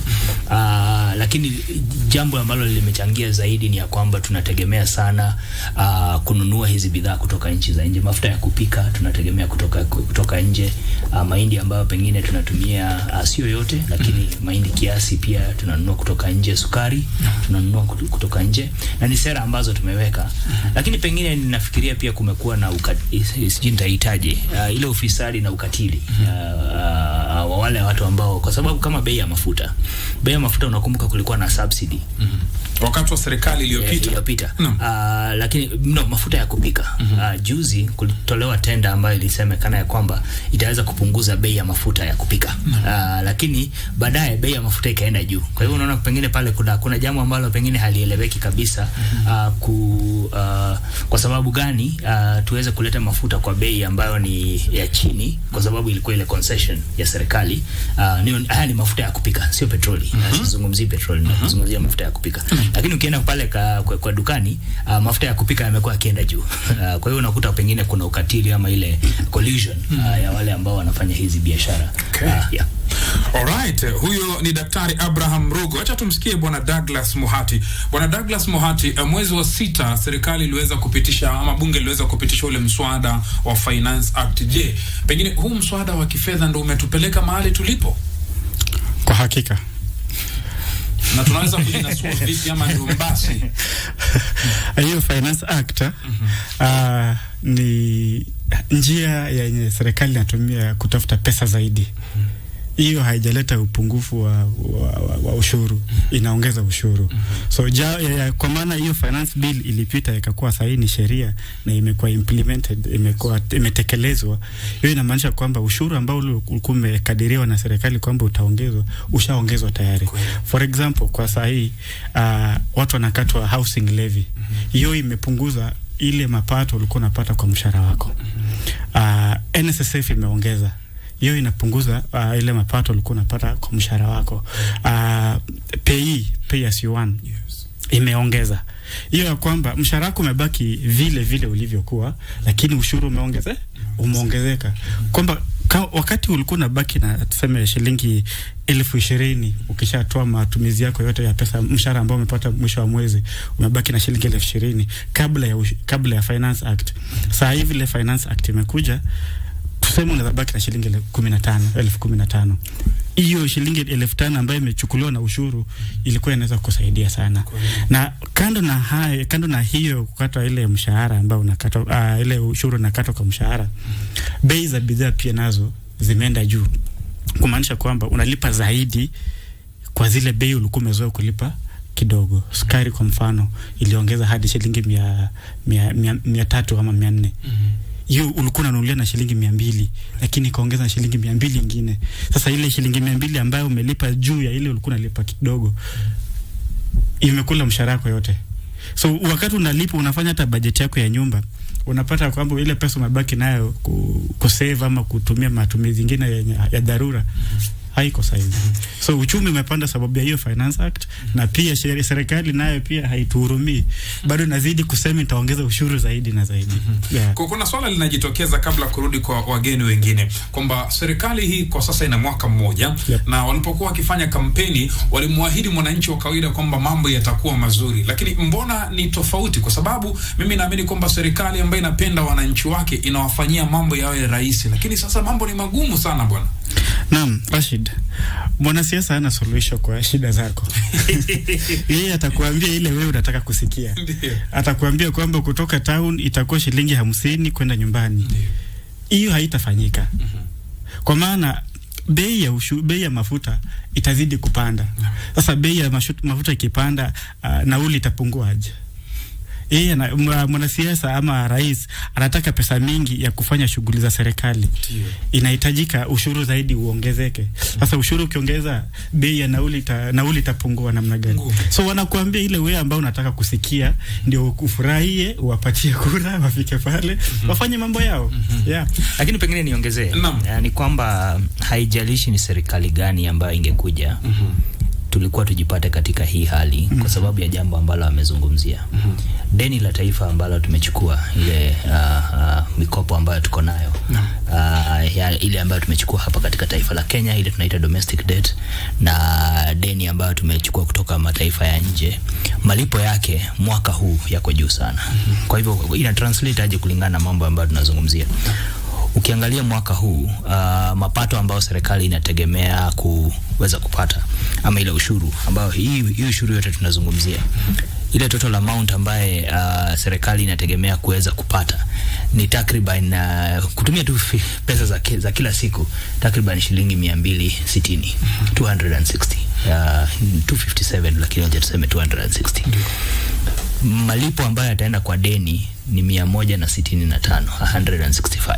Kwa hivyo inamaanisha ya kwamba matumizi ya serikali yale yengine yote, na hii 165 ni pesa ambazo lazima zilipwe. Kumaanisha ya kwamba matumizi ya serikali yale mengine yote, malipo ya walimu, malipo ya polisi, ya serikali, matumizi yote yatatumia shilingi 85. Haiwezekani. Kwa hivyo nakuta ya kwamba tulikuwa tujipata katika hii pressure. Lakini jambo ambalo pengine na pia amelizungumzia ni ya kwamba serikali iliyo sasa haijaangalia matumizi yake kulingana na ile situation ambayo umejipata. Ni kama pale nyumbani unajipata ya kwamba uko na mkopo ambao unalipa, deni fulani ambao unafaa kulipa, lakini haupunguzi matumizi yako ya kila siku. Matumizi yako yanazidi kuwa juu. Kwa hivyo inamaanisha ya kwamba kila siku lazima sasa unaanza pengine hata kukopa zaidi, ama kuomba jirani, kuomba kile kingine, Shylock wapi, kila mahali, ili ukaweza kujimudu. Jambo ambalo serikali ilikuwa imeanza nalo ambalo lilikuwa la muhimu sana ni kusema kwamba tutapunguza matumizi yetu. Mbadala tunaona ya kwamba matumizi ya serikali inaenda ikienda juu kila. In fact jana wametoa ripoti, juzi tarehe 15 wametoa ripoti ambayo inaonyesha hata mwaka huu bajeti ambayo ilianza trilioni 3.6 ikaenda trilioni 3.7, sasa inaenda trilioni 3.8. Kumaanisha yanaongezeka, matumizi yanaongezeka. Lile ambalo mtu angetarajia ni ya kwamba serikali pia ikaze mkanda. Iseme ya kwamba kweli tuna madeni mengi ambayo tunalipa kwa miaka 2-3, pia sisi tukaze mkanda ili tukaweza. Kwa hivyo situation ambayo tunajipata hapa sio situation mpya, na hata rais ambaye yuko sasa ni situation ambayo alikuwa anajua. Yeah. Na nasema yuko sababu mimi kati ya wale ambao waliweza kuweza kumpea hii habari. Wakati tunafanya campaign, tukaenda kwa milengo yote miwili, tukawaambia hii ndio situation ambayo tutakuwa mwaka ujao. Basi wanajua ni nini, wanajua ni nini kiliko. Kwa hivyo ukiingia, whoever ataingia, wakati watu kujua nani ataweza kushinda, whoever ataingia kaza mkanda pia. Lakini badala wa kaza mkanda wao wametukazia sisi. Turudi kwake bwana Naftali Nyamongo. Kuna swali ambalo Wakenya wengi wanajiuliza, ikiwamo mimi na nadhani wengine wengi sana. Serikali kwa sasa matumizi yako juu, ushuru umezidi, vitu vimepanda, na wanasema kwamba njia ni hiyo hiyo, tunataka ni hivyo, hatutaki ni hivyo. Imefikia wakati paka tunaambiwa tuchimbe visima vyetu wenyewe.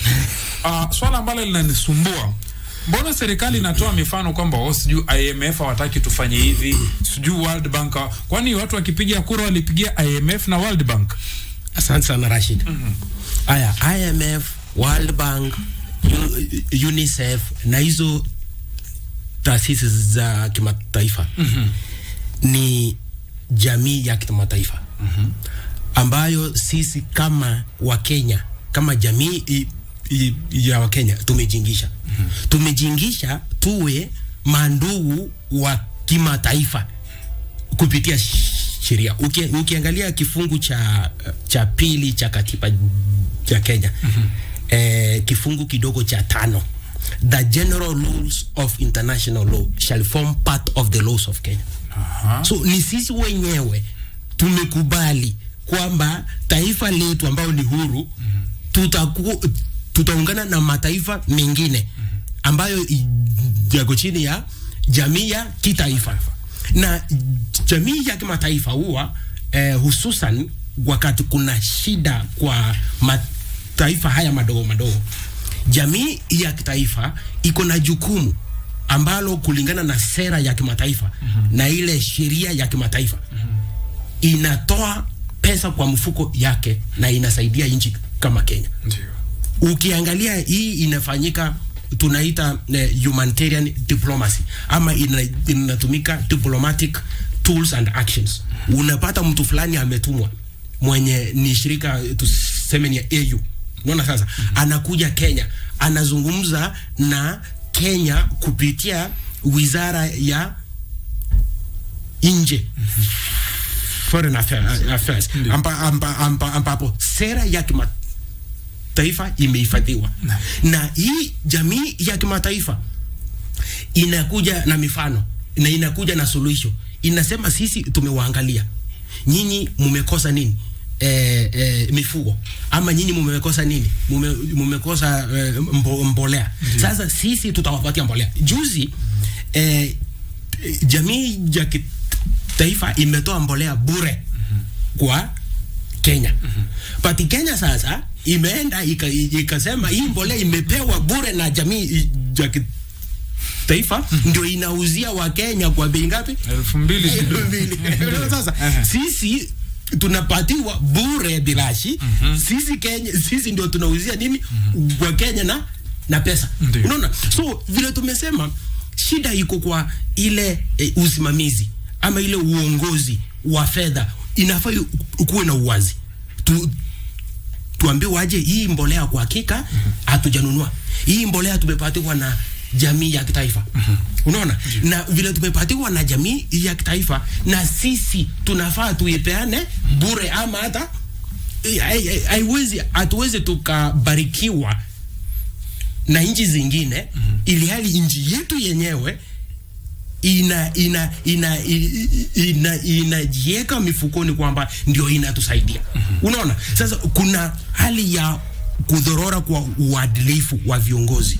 Unaona? So ukiangalia Mheshimiwa Rais, yeye ako na manifesto. Ndio. Na amekuja na plani ya Kenya. Na mojawapo hiyo plani ya Kenya ni kuangazia mambo ya vile sisi wa Kenya tutafanya biashara na nchi zingine.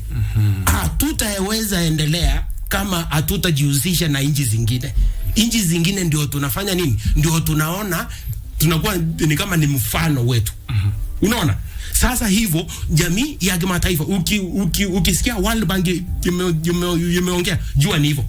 Hakuna kitu tunaweza tukafanya, because ile international policy, international trade na foreign trade iko kati ya serikali ya Kenya na mataifa mengine. Na mataifa mengine kwa wakati mwingi ndio yamesaidia Kenya. Okay. Hata ukiangalia mapatano hii inaendelea bomas, haijakuja hivyo. Imekuja kupitia msukumo wa jamii ya kitaifa. Okay. Amenishtua Bwana Nyamongo kwamba kumbe ni sheria, na kanikumbusha kitu kwamba kwa hiyo tusikilize jamii ya kimataifa. Nikakumbuka juzi pia mahakama hapa nchini iliweza kutoa huru sasa kwamba mashoga anaweza wakakongamana wakafanya nini. Kwa hiyo tusikize kimataifa. Anyway, tuiache. Turudi kwako Daktari Abraham.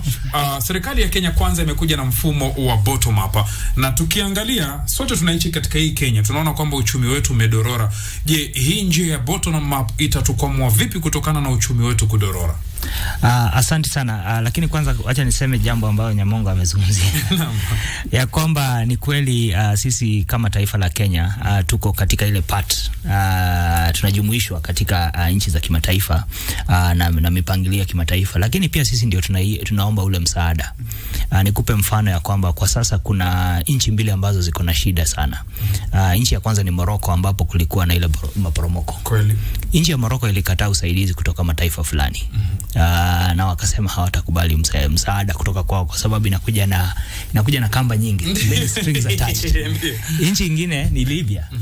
Libya nayo of course unajua kwamba Libya tangu wakati wa vita kumekuwa na kama kuna serikali mbili, kuna vuta ni kuvute, na kwa hivyo kuna watu wengi wanaenda kusaidia.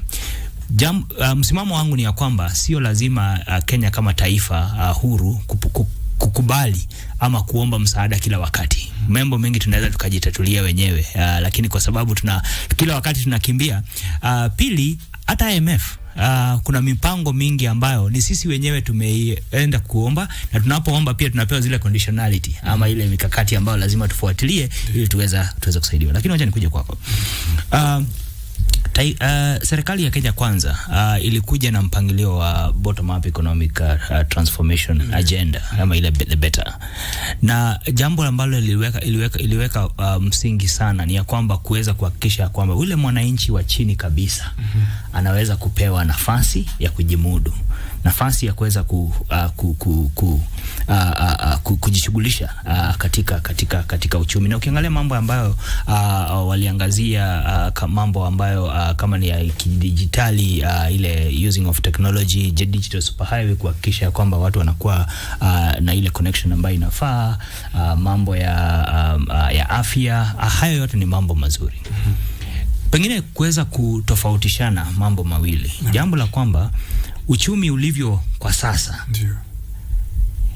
kama nilisema hapo mbeleni, ni ya kwamba uchumi ulivyo dhorora kwa sasa, kuna sera ambazo serikali ya Kenya Kwanza, na sera moja ni hii sera ya ushuru. Ya ukisoma hata mazungumzo ambayo cabinet secretary wa treasury aliweza kusema wakati anakuwa fanya ile vetting, alikuwa amesema hata ongeza ushuru hata kidogo, kwa sababu anajua ya kwamba mahali ambapo Wakenya wako sasa, kuweza kumsaidia ule mwananchi wa chini zaidi, njia ambayo inafaa ni kuweza kuhakikisha kwamba tunatumia zile pesa ambazo tuko nazo. Kwa hivyo ule mpangilio, naona kwamba ule mpangilio wa beta huenda ukacheleweshwa kwa sababu jambo moja halifanyiki kwa sasa, na hili ni jambo la kuweza kuhakikisha kwamba Wakenya wana mapato. Kwa sababu ukiangalia ile program yote ambayo imewekwa pale ina depend na kwamba Wakenya zaidi wanaweza kupata mapato na kujimudu kila wakati. Kwa sababu ukiangalia ile healthcare, inategemea kwamba Wakenya wengi wataweza kuwa na pesa mfukoni na waweze kulipa, wale ambao wanajiweza waweze kulipa.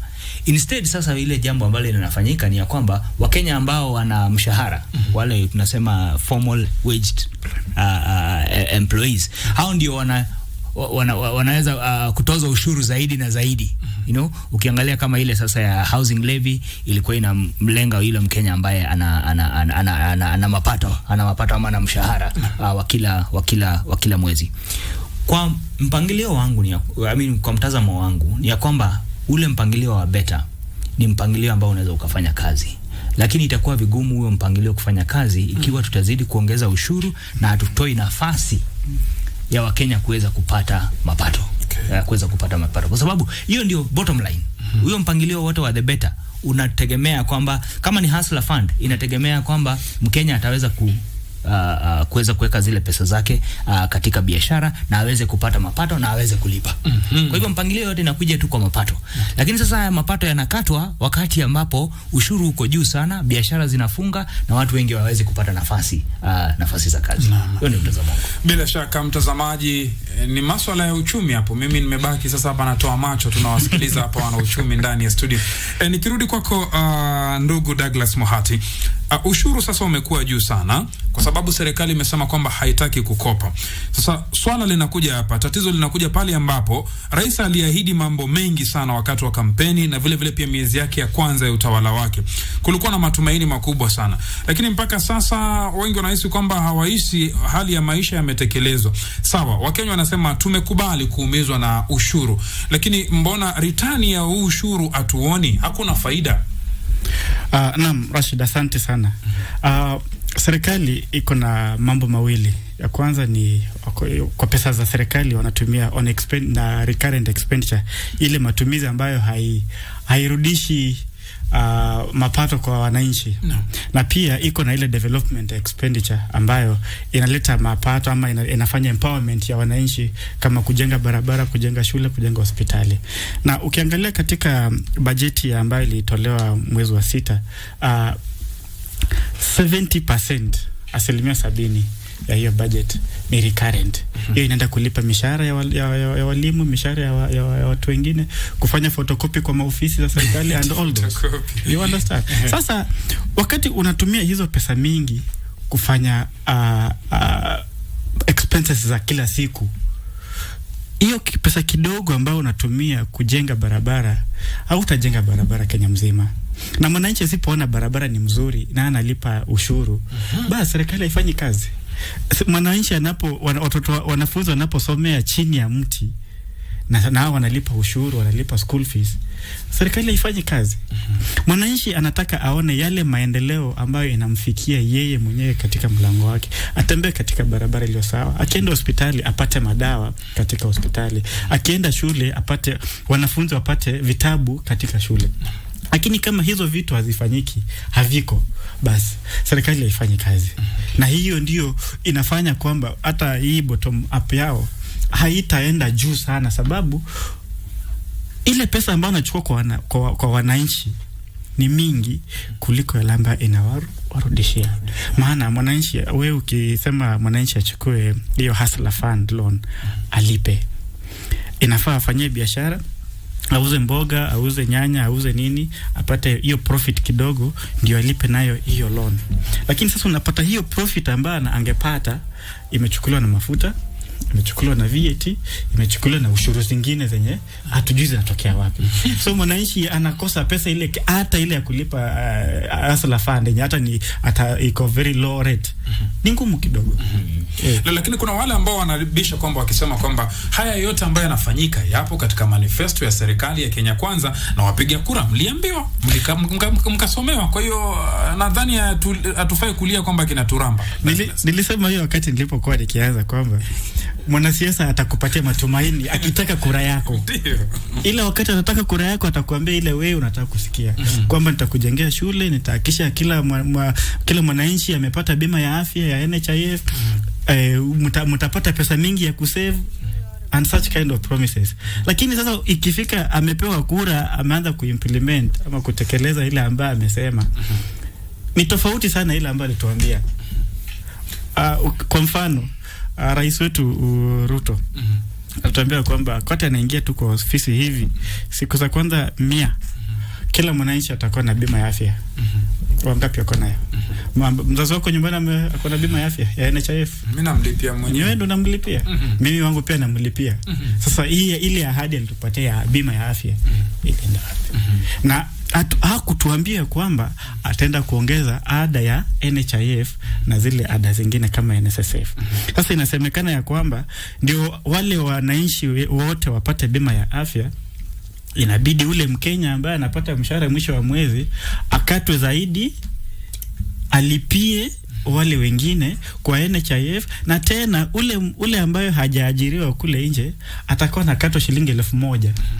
100% increase kwa ile yenye inakatwa sahi. Kwa maana sahi ule Mkenya wale ambao hajaajiriwa anakata shilingi 500 NHIF. Lakini sasa serikali inapania kuongeza hiyo hadi shilingi 1,000. Sasa kama ulisema utapatia kila mwananchi bima ya afya ya NHIF, mbona hukusema kwamba tutalipia? Hiyo haujatusaidia. Ni kama sisi tumejilipia tu sisi wenyewe.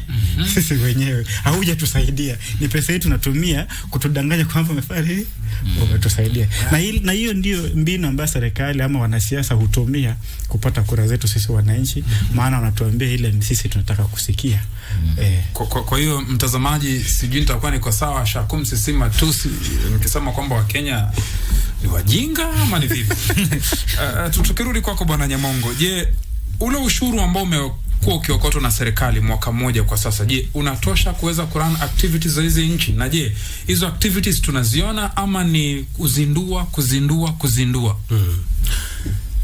Kuna kitu kingine hapa muhimu sana.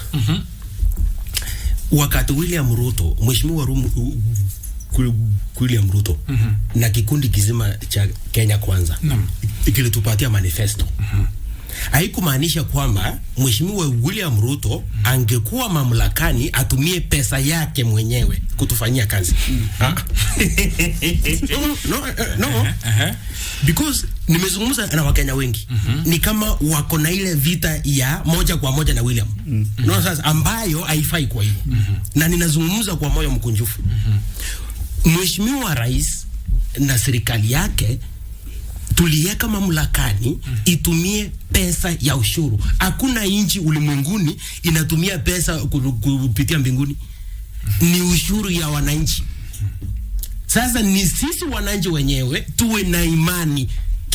Kitu kibaya hapa, Mkenya wa kawaida ana imani na serikali.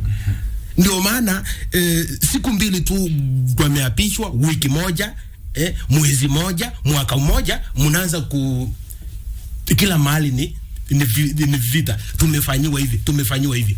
Ushuru lazima tutoe. Nchi ya Amerika ni super power kwa sababu pigia mtu leo ako Marekani akuambie bills analipa aje. Lakini Nyamongo unafananisha Kenya na Amerika? No. Mimi ninafananisha Kenya na Amerika kwa ile lengo la ushuru. Amerika imeimarika kwa sababu ya ushuru. Haitoi pesa kwingine, ni wananchi wa Marekani wanatoa ushuru. Ni ile sasa taasisi zao zimeimarika kuchunga ile pesa. Kwa sababu ni pesa ya umma. Sisi tunafaa pia tuwe na maadili kwa kuchunga pesa ya umma, kwa kuunda sera za fedha ya umma. Lakini tusiwe personal aje eti William Ruto ametuongezea nini mafuta. Honestly, acha niwaambie, hata hiyo kuongezwa kwa mafuta unaweza pata ajui. Kuna wataalamu kwa vitengo vya serikali ambao sasa ni kama ndugu yangu, unaona, anaangalia uchumi, anatumia mbinu yenye ni sawa kwa uchumi, na anatoa nini, anatoa maono, unaona sasa. Na maono haya yanafikia rais, na rais anaambiwa tusipofanya hivi kutaenda hivi, unaona. So sio rais ndiye anakuja na hizi sera. Shida ya Wakenya hawana imani, shida ya Wakenya hawataki kungoja ni mwaka mmoja. Wacha tupatie William Ruto miaka 4, miaka 5. Lakini tuliambiwa mapema ndio best. Wacha nikwambie hivi, tuliambiwa mapema ndio best. Mapema gani lakini? Ningependa imani na serikali. Ningependa kuongeza kidogo. Ndugu yangu hapa anafananisha Kenya na Marekani. Ukilinganisha Kenya na Marekani, tuko na kampuni ngapi hapa ambazo zinafanya manufacturing? Bidhaa kiasi gani tuna export? Unajua Marekani japo wanakatwa ushuru mingi vile umesema, lakini ukiangalia ile empowerment ya wananchi ambao wamepewa kupata ajira Marekani rahisi sana kuliko hapa. Na nikiongea kama mtu aliyehitimu katika masomo ya uhasibu, wakati unataka kuongeza ushuru, kwa mfano uko na kampuni 10 unataka wanalipa ushuru sahi 30%. So tuseme ushuru yao ambao wanalipa ni 10,000 kila kampuni. So 10,000 times 10 companies, hiyo ni 100,000.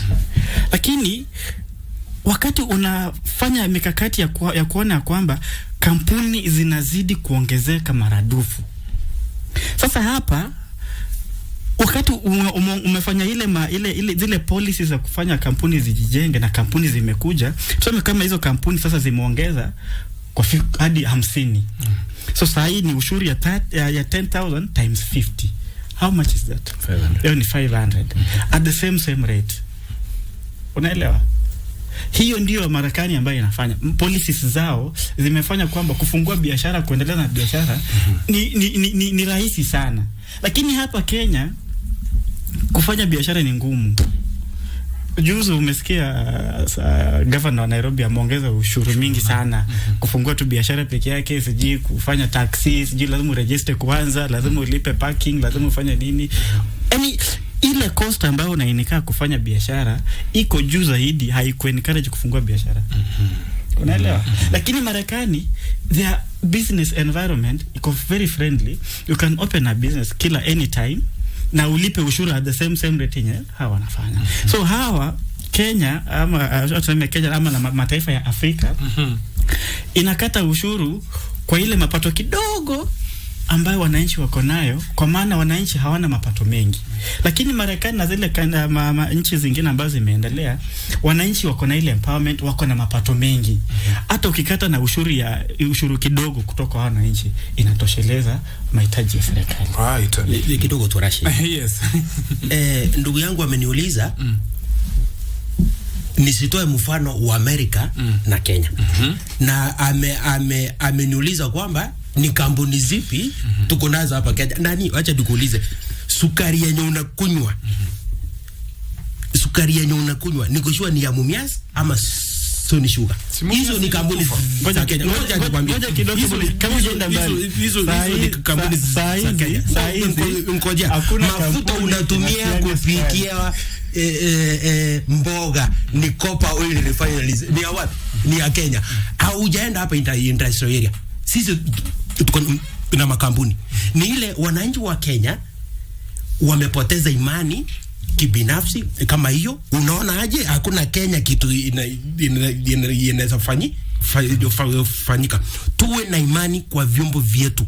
Tuwe na imani kwa kampuni zetu. Unaona sasa tujenge kampuni zetu. Zipo nani ziko mingi. Ashikilia hapo kidogo tu kabla tuchukue simu, atumpishe pia daktari na yeye kidogo hapa aweze kuingia katika huu mjadala. Namuona na furahi hapa. Ndugu kataja kuhusiana na taasisi zikiwa vizuri mambo mengine yanakuwa vizuri, lakini ukiangalia taasisi nyingi nchini Kenya zinakumbwa na ubadhirifu wa fedha ama ufisadi. Je, labda upiganaji na ufisadi utasaidia vipi katika kuimarisha uchumi wa taifa letu? Hiyo tu ndio njia ambayo itasaidia ile taifa. Mjadala ambao wanahusishwa nao, ukienda kwa undani utakuta ya kwamba ile changamoto kubwa sana kwa hizo kampuni ambazo ni kweli kuna kampuni nyingi hapa nchini na lakini hawezi ukakompea na zile ambazo ziko katika Amerika, lakini ile cost ya kufanya biashara ni kubwa sana hapa Kenya. Na kuna ripoti ambazo zimeonyesha hiyo ya kwamba kuweza kufanya, ukiangalia zile taxes ambazo unafaa kutoa, ile ushuru ambao unafaa kutoa, process ya registration, kwanza biashara, wewe jaribu leo kufungua biashara hata hapa Nairobi. Ile process unapitia ni process ndefu sana. Na hiyo ndio inachangia ya kwamba ile cost of doing business inakuwa iko juu sana. Ukiongezea sasa ushuru ambao umeongezwa. Lakini ile cost kubwa sana hata wanabiashara wamelilia sana ni ufisadi. Hata ukifuata hiyo process yote, katika kila step bado unakuta kuna mtu anakuambia sasa ndio faili yako isonge kutoka hapa hadi hapa. Ndio maana umeona kumefanywa kazi nyingi sana na napongeza sana ofisi ya mkuu wa sheria ya kwamba wamefanya kazi nyingi sana kudigitize ile process. Kumekuwa na kazi nyingi sana ambayo imefanywa kudigitize na kufanya kuleta hizo process zingine hadi huduma center process ndio umekuwa unachangia sana watu kutoweza kufanya biashara. Lakini ukikuja katika ufisadi katika mashirika ya kiserikali, hapo ndio kuna changamoto kubwa sana. Na niseme hivi, ukiangalia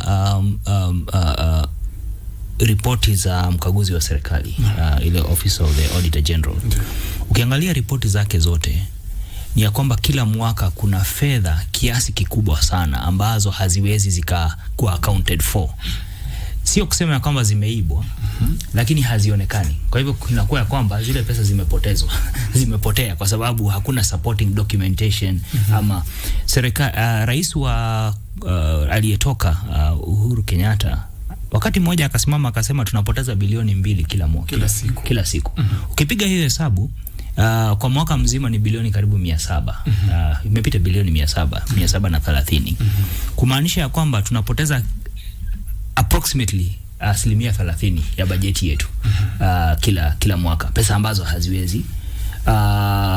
Bwana William Ruto rais alipokuwa akizungumza katika Devolution Conference pale Eldoret Sports Club, alizungumzia kwa kirefu sana kuhusu shughuli ya kuhusu ufisadi. Kumaanisha ya kwamba msimamo wangu na shirika ambalo nafanya kazi ni ya kwamba tusipozungumzia kupambana na kukomesha ufisadi, inakuwa kwamba hiyo tena inachangia basi mfumuko wa bei na mambo mengi na changamoto kwamba hata zile pesa ambazo zimetolewa na ziko tuna nafasi ya kuzitumia vizuri. Ukienda pale hospitalini hakuna dawa, sio kwa sababu hakuna pesa, kwa sababu yale pesa ambazo zilikuwa zinunue dawa zimetumiwa katika matumizi ya kibinafsi. Hapo ndio changamoto kubwa. Na kama hatutaweza kuaddress ama kuweza kuhakikisha kwamba ufisadi kwa sababu mataifa yote ambayo tunazungumzia, mataifa ya Europe, ya US, Jambo ambalo wamefanya ni ya kwamba kuna ile kufuata sheria na kuhakikisha ya kwamba kila shilingi ambayo, kila dola ambayo inatozwa wanalipa ushuru mkubwa kuliko hata Kenya. Lakini ni kwamba hauwezi ukaiba pesa za serikali ama pesa za umma na ukakuwa tu ya kwamba unaendelea na maisha yako kawaida. Utaenda jela na zile pesa zitaweza kurudishwa, na hata kwa mambo madogo lazima ukaweza kuwa na ule uadilifu. Hilo ndio changamoto kubwa. Okay. Yeah. Shikilia hapo mtazamaji, ikiwa ni dakika 10 zimesalia, naomba muvalie hivi vidude kama mimi nilivyovivalia, angalau tuchukue simu 2-3 tumsikilize naye mwananchi anasema vipi. Amezungumza swali zuri daktari kwamba katika mataifa ambayo yameendelea, mtazamaji, ukifanya ufisadi unafungwa na ile pesa inarudi. Sijui hapa Kenya linafanyika hilo, lakini tuzunguke upande wa pili wa studio ambapo mwenzangu Dora Manya, kama nilivyokuambia, Dora amenikimbia kwa muda, lakini leo alfajiri niliamka na Rozali takatifu na amerudi. Kwako Dora. Asante sana msikilizaji, tupokee simu chache, uwe mwepesi na kwa haraka sana tuweze kuzungumza. Radio Taifa, samahani Radio Taifa, pia nakupoteza 0700176699. Radio Taifa, KBC. Punguza sauti ya radio. KBC Radio Taifa. Yes. Sema Dora. Niko mzima, swali lako? Salamia wageni pale kwa studio. Yes. Kawaida ni Brad nalo kutoka katika Ziti Kangeni. Nimesikia mheshimiwa akijidaisha ati Kenya kuna industries mingi za serikali. Huko industrial area. Before hata kwa studio tunataka ajie industries nyingi za Kenya. Kwa industries ziko industrial mingi ni za waindi wale investors wenye walikuja hapa Kenya kuinvest pesa. Asante sana. Industry 12 zitajwe. Radio Taifa, pole sana. 0700176699 au 0732745111. Radio Taifa. Hello, habari. Mzuri sana. Swali langu iko hivi. Yes. Tangu kwanza kuchukua ya kwanza kufikia imepandisha kitu juu kabisa. Hata kwenda choo unashinda na kuenda. Hivi sijaida tangu italiwe. Okay, asante sana. Radio Taifa KBC. Hello. Yes. Habari madam. Salama sana, nashukuru. Niko Molo hapa. Karibu sana, swali lako. Nashukuru sana, wapendo wasalimie sana hapo studio. Safi, wamesikia. Nasema hivi. Huyu daktari anasema kwamba ati kuna pesa ambazo zimepotea na si kwamba zimeibiwa. Sasa pesa kweli kama zilikuweko na zikapotea, hiyo ni kwamba haziko, they have not been accounted for. I want him to withdraw that statement, please. Kwa sababu kama pesa kweli ilikuweko na hakuna, na unasema sio kwamba iliibiwa, hiyo ni what kind of statement is that? Okay, asante sana. Niongeze moja labda. Radio Taifa KBC. Hello KBC. Yes. Huyu Masoka anaongea akiwa sehemu ya Keroka Kisii. Sasa wacha niseme hili. Rais wetu wakati alikuwa anafanya kampeni aliongea kuhusu kampeni juu ya ufisadi mpaka akakusa kila mwananchi, tukaona wacha tumpigie kura kwa sababu ni mtu ambaye tena anaokoka, anaingia kwa kanisa na ubiri mzuri. Sasa tukaona wacha tumpatie kura kwa sababu wameongea juu ya ufisadi, kile kitu wameongea akija atafanyia Wakenya kwa njia taratibu. Sasa ufisadi ndio umeendelea Kenya hii yetu, kila sehemu ni ufisadi. Sasa rais kweli, na hii kipindi ya kwanza. Sasa pakale kufanya msuri kipindi ya pili ndio tufikirie. Kwani atachukua kipindi kwa sababu mtoi kipindi ameharibu statement. Asante sana. Labda Rashid, kuna wale wanasema Edwin Arap katika Facebook wanasema mambo ya uchumi uchukua muda kuimarika, tumpe rais muda. Kaspa Sikuku pia anasema kutoka Mabanga Bungoma, mbolea rais amejaribu sana, manake 50 kg ni shilingi 2500 na tuko na chakula. Na kuna Ayora Eric ambaye anasema pia niseme hivi, uongozi wa rais umetukalia ngumu, mafuta imepanda sana. Na wa mwisho hapa anasema usambazaji wa maji katika vijiji tumepata, inua jamii, wazee wanapata kila mwezi, county bursaries watoto wanapata, hivyo basi maendeleo maendeleo yanafika mashinani kupitia uongozi huu.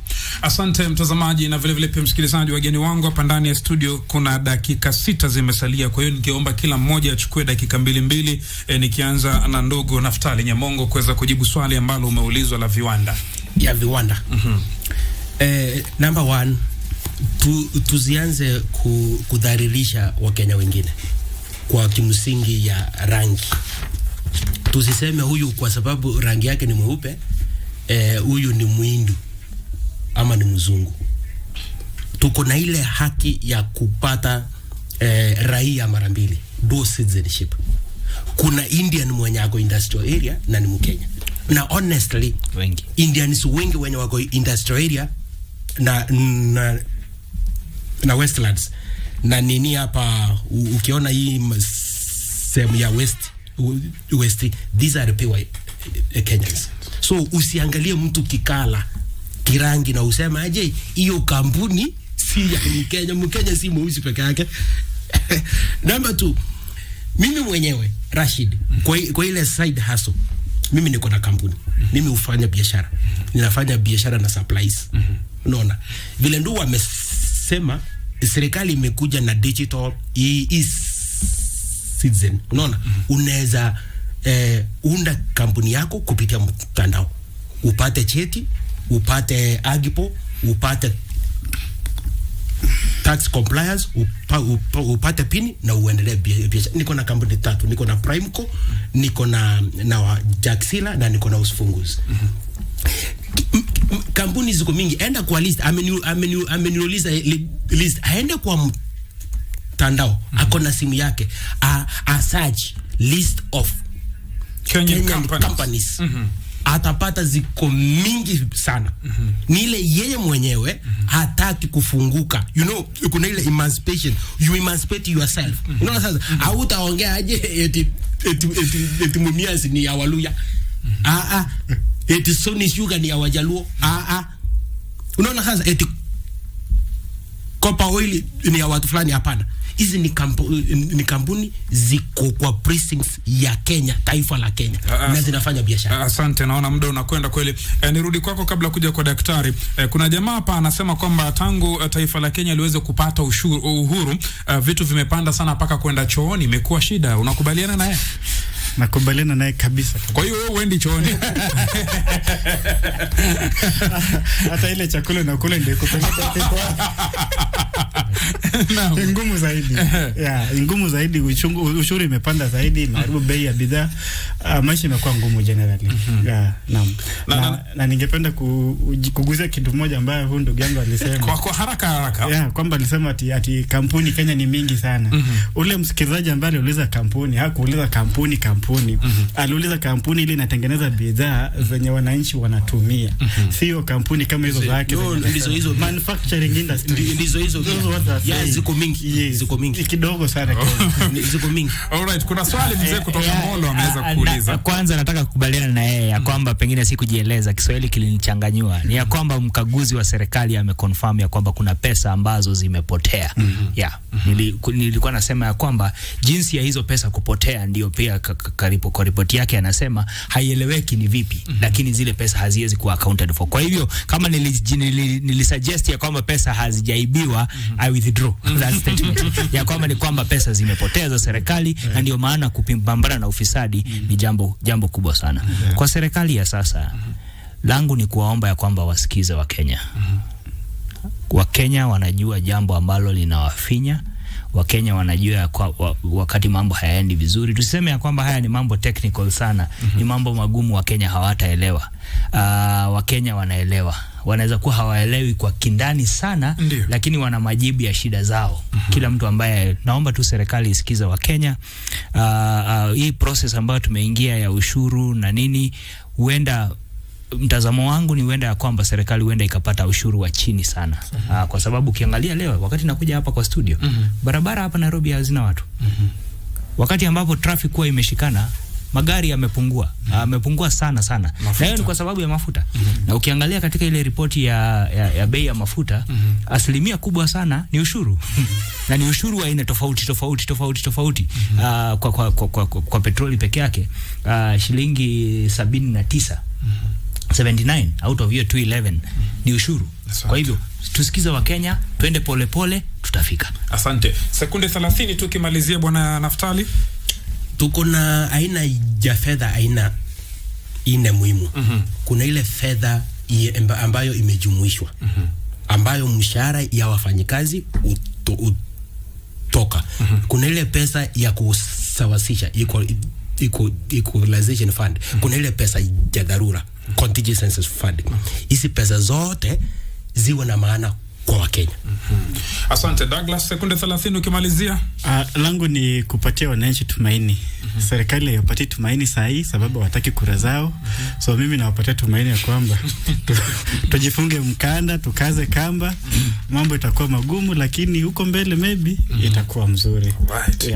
Naam mtazamaji, niweze kuwashukuru wageni wangu ndani ya studio mbali kabisa, ndugu Douglas Muhati, mkaguzi wa kifedha katika Mbaya and Associates LLP, na vile vile pia karibu yangu hapa nimekuwa naye Daktari Abraham Rugo, meneja wa kitaifa International Budget and Partnership, na katikati tumekuwa naye ndugu Naftal Nyamongo, mchanganuzi wa kisiasa na kiuchumi. Kwa niaba ya wote ambao wamefanikisha makala haya, kipindi hiki cha Zinga ambacho kinakujia kila siku ya Jumanne kupitia KBC Radio Taifa Sauti ya Mkenya na vile vile pia runinga ya KBC Channel 1, niseme shukrani sana wapiga picha wangu hapa ndani ya studio, waelekezi wangu wote kutoka upande wa radio na vile vile pia runinga. Niwaregeshe moja kwa moja kwake mwenzangu Dora Manya na John Ngare tupate taarifa ya saa 3. Kumbuka Zinga inasengenywa hadi kieleweke. Mimi naitwa Rashid Momkondo na watakieni siku njema. Kwa herini.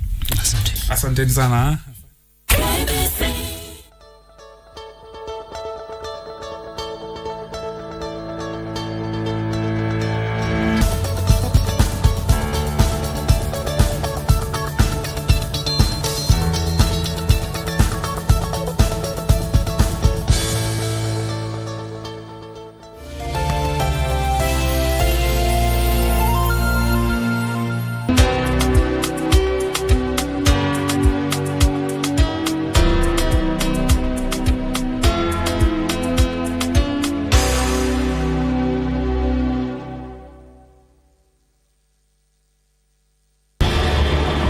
이유야를 막론하고 제 불찰입니다.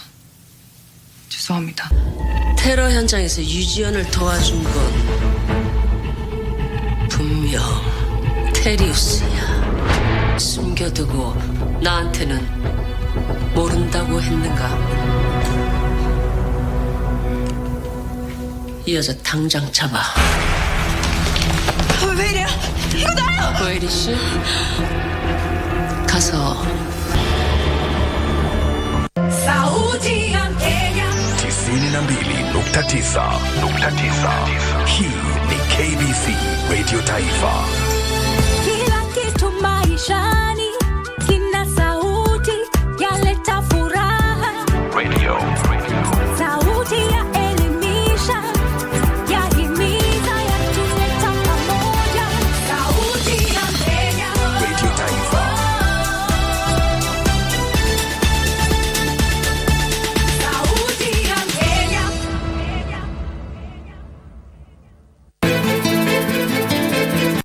Tafadhali.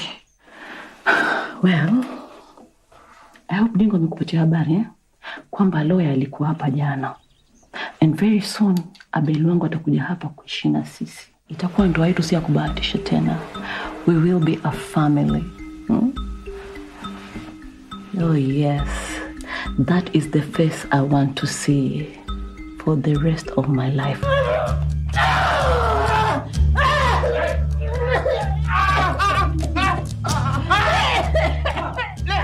Hapa hakuna cha kurelax. Baba na mama kila siku wagombana huko juu. Hapa vurugu mwanzo mwisho. Mama mdogo naye yuko lakini yeye naye ana yake kabisa, mara yuko mara hayuko. Mama njoo huku, mimi nakuhitaji.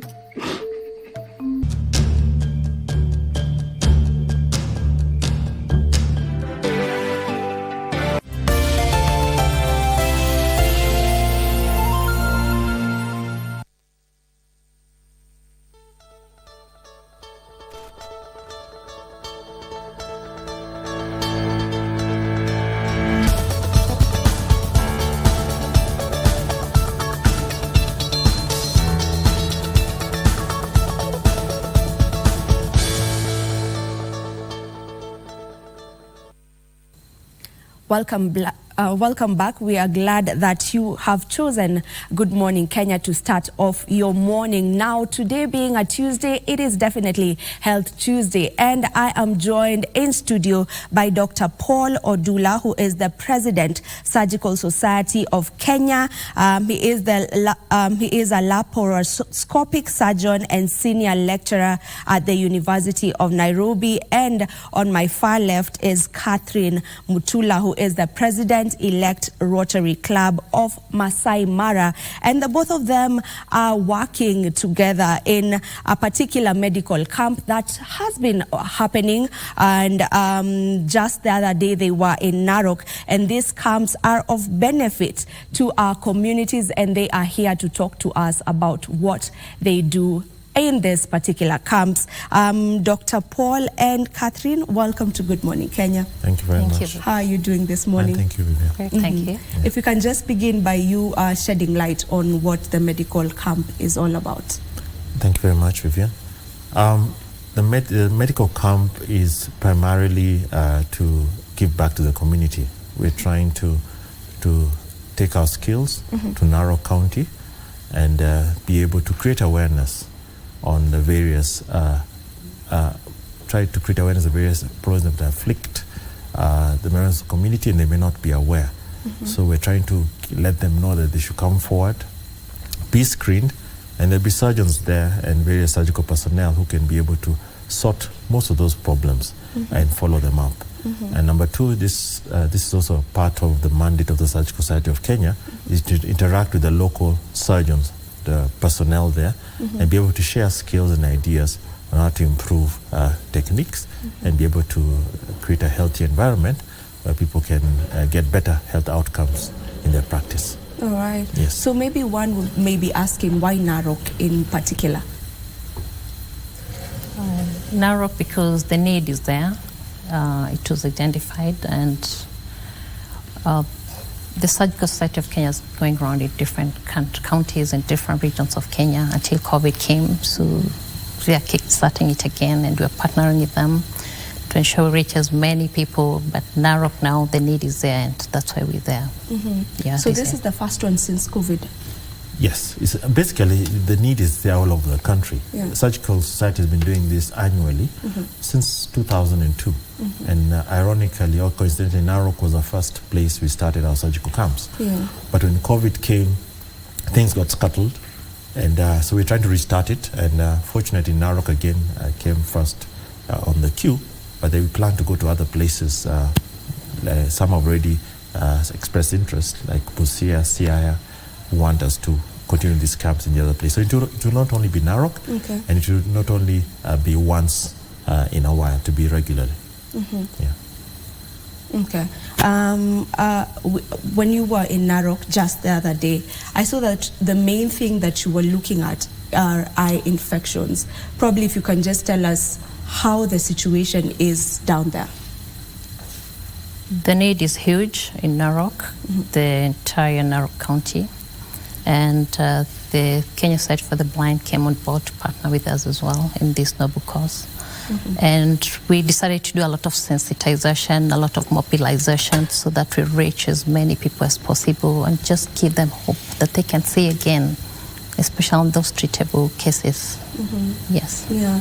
Maybe what are some of the common eye infections that you noticed the residents there have? Yeah. Some of the eye infections that you realize the residents have over there? Some of them, the cataracts is on the high percentage, trachoma, and just general eye infections, bacterial infections. Yeah, some of the locals just need to be treated, given prescription on the ground. So it's all a mixture of different cases on the ground. Add on to that, some of the common things that we tend to also see are allergy.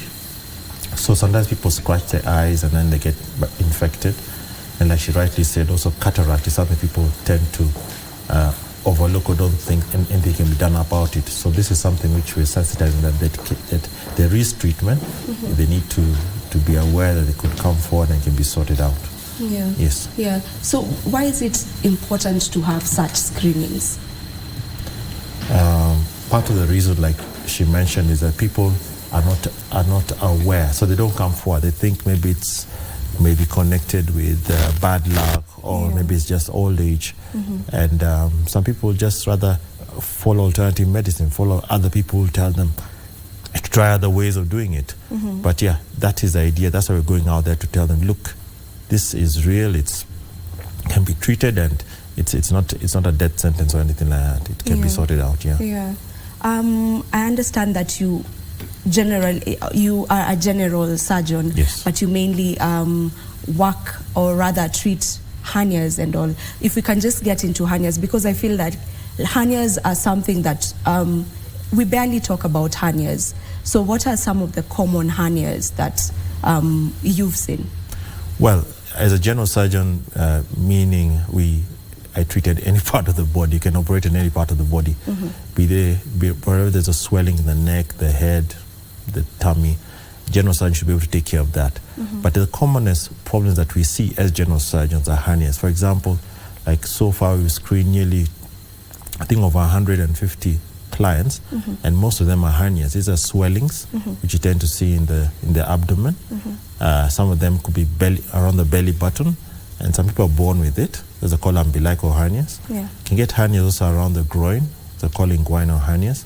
Now, people would sometimes tend to overlook at them and assume that everything is okay, but these are usually means there's a defect somewhere in the body which didn't close completely, so it's allowing intestines to pass through. And if this is not sorted out, the defect, the neck can become narrow and constrict the intestines, and becomes an emergency, and then that can have serious consequences later. So as a rule, we try to encourage people with such swellings, come forward, let it be done early, don't wait until it gets complicated, then other issues can arise. Okay. I'll have to cut you short a bit, because there is a meeting that is happening where CS Ababu Namwamba is having a meeting with the Shujaa Sevens rugby team, and it is happening right now. So if we can head over there, and then we get back with our discussion. We are here not just to celebrate a trophy. We are here not just to celebrate an African title. We are here to celebrate the opportunity to represent this country at the very pinnacle of world sports. In terms of world sports, it does not rise higher than the Olympics. The dream of every sportsman and woman is to appear at the Olympics. And once you have appeared at the Olympics, you are, there's a term you use, Humphrey, you are an Olympian for life. So you guys, you are legends for life for qualifying to appear at the Olympics. And I want to thank the team that leads the National Olympics Committee of Kenya for demonstrating that it is indeed to run sports in an organized, in a professional and effective manner. So Francis, together with your team, led by our legend, Dr. Paul Targat, we applaud you and the National Olympics Committee.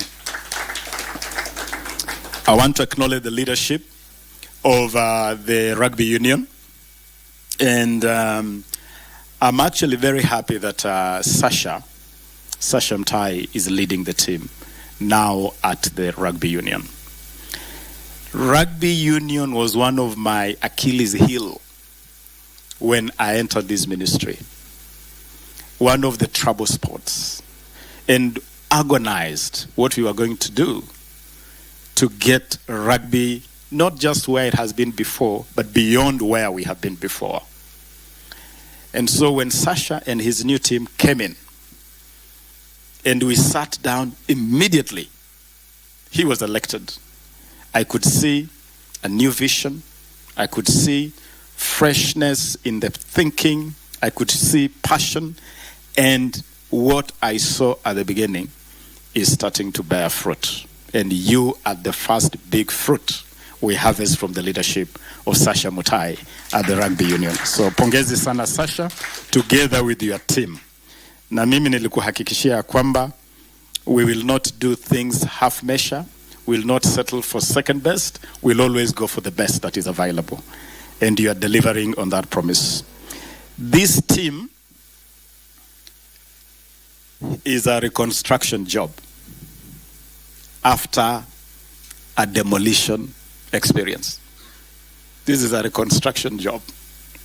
In May this year, we suffered the ignominy of being relegated from the World 7 Series. That ignominy befell us and was witnessed by a newly minted PS.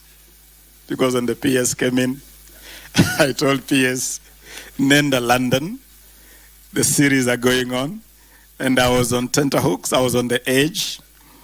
I would call the captain. I called the captain from while you were in Singapore. I called the captain at one time. He gathered all the players, and I addressed you by, Zoom? I addressed the team by Zoom, and I was telling the team, we can't drop out of this series. We have to go for it. We have to maintain our status. But then, in London, we stumbled. And after that stumble, Nelson Mandela, one of Africa's finest sons, says, the greatest people are not defined by not stumbling. You are not great for not stumbling. The greatest people are those who, when they stumble, still have the strength to rise again. That is the measure of real strength and real greatness. That when you stumble, you have the character, the ability to do what? To rise again. And so in 3 short months after the demolition job in London, today we celebrate the success of a reconstruction effort. I am aware that of the 12 players seated here, 6 of you are part of that London team. 6 of you are entirely new. You are a new addition to the team. That is part of the reconstruction. That is part of the regeneration. And I am proud that the responsible federation, the rugby union, is doing this in a deliberate, in an intentional, and a structured fashion to reconstruct this team. So hongera sana for that.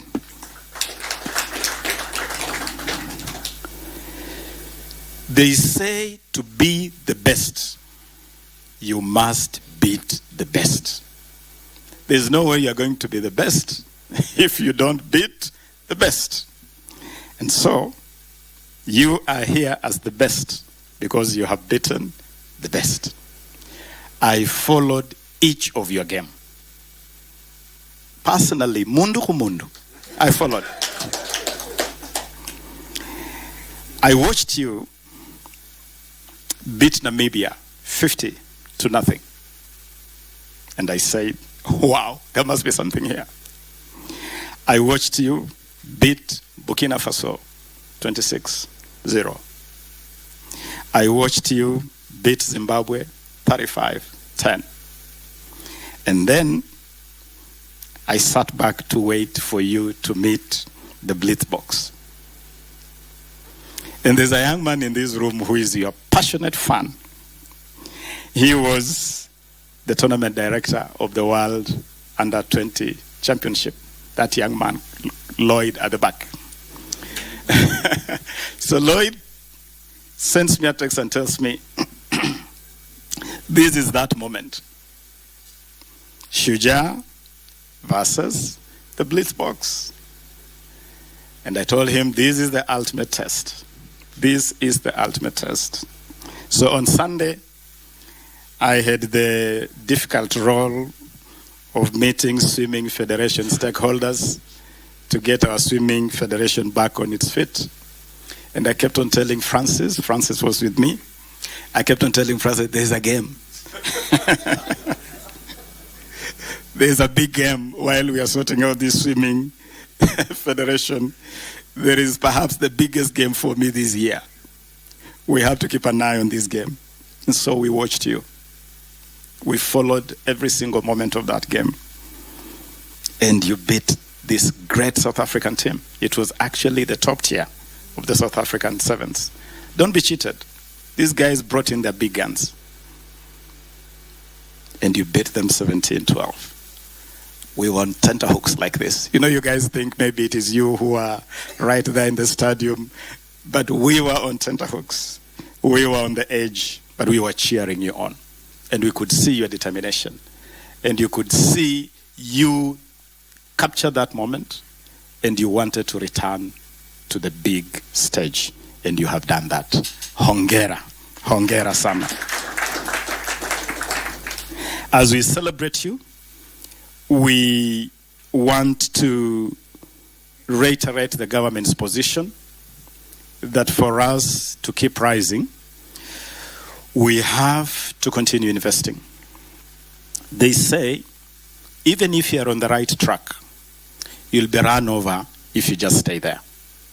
Meaning that even if you're on the right track, you have to keep moving. You have to keep in perpetual state of motion. We must continue to be very deliberate and intentional in terms of youth development. I'm very happy that a vast majority of this team fall in that category of our youth players. We have had the Bath East tournament here, where we had our team Chipu participating. We had the Under-20 World Tournament here. That is the route to continue developing at that youth level. We have to be involved in the school's ecosystem, in the college ecosystem. You may want to know that this year, this ministry pretty much took over everything happening in schools.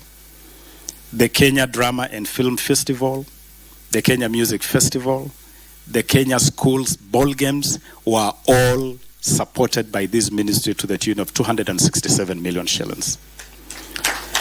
And so that passion you saw, the crowds you saw at Buhungu Stadium for football, that was really because of the investment and the push by this ministry. For the first time ever, you saw school games being aired live on KBC television. It is part of our deliberate effort to plug into the school ecosystem, because a vast percentage of talents in this country are naturally domiciled in that school ecosystem. And so our youth development must be anchored there. And Sasha, I want to thank you, together with your team. When we hosted Kenya's first ever national sports holiday talent camp, because as those school games were going on, we selected 2,000 of the best young people from those games. We brought them here to Nairobi for a national talent camp. And we invited federations to come and interact with those children. And I'm glad that, Sasha, you were there personally, leading your team from the rugby union. And I am convinced that from that ecosystem, you can continue feeding our youth sides, our Chipu team, and other levels of developing the next generation of champions. In a couple of weeks, I'll be making a visit to Koyonzo Secondary School.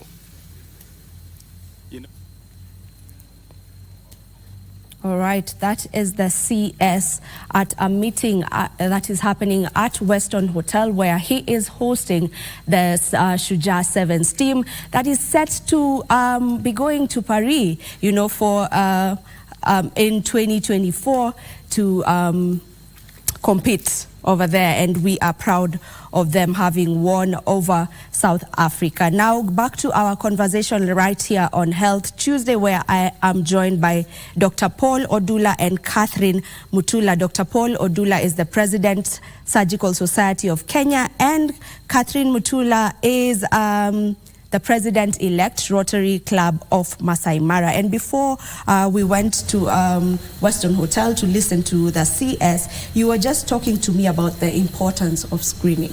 So if you could just go on with that. Yeah, I basically go over it. It's important that we should go for screening, because there are many things which could be happening and we are not aware. And unless you go to the right people with the right equipment, then they can be able to check and prepare you for it, because it's only through early intervention they can be able to sort out illnesses which can complicate. I gave an example of a hernia. If you don't sort out that hole, the intestines will keep coming out, and finally they may get stuck and they may die. And then you have a problem. Cancer is becoming very common, and the best way of dealing with cancer is diagnosing it early. A lot of people come when it's rather late, but then now it's more like a salvage situation, and you don't want that to happen. So we urge everybody to go for screening early, and that is why we have these camps to screen people and encourage them, make them aware that early screening is important to be able to avert serious situations. Yeah. When we talk of hernias, these are swellings, right, as you have put it. Yes. And I believe most people, maybe when you see a swelling, maybe on any part of your body, it does not really like shock you as much. So when exactly should one decide that, okay, I should go get this swelling checked? Because I feel like most of the time we just assume, okay, this is just going to go away.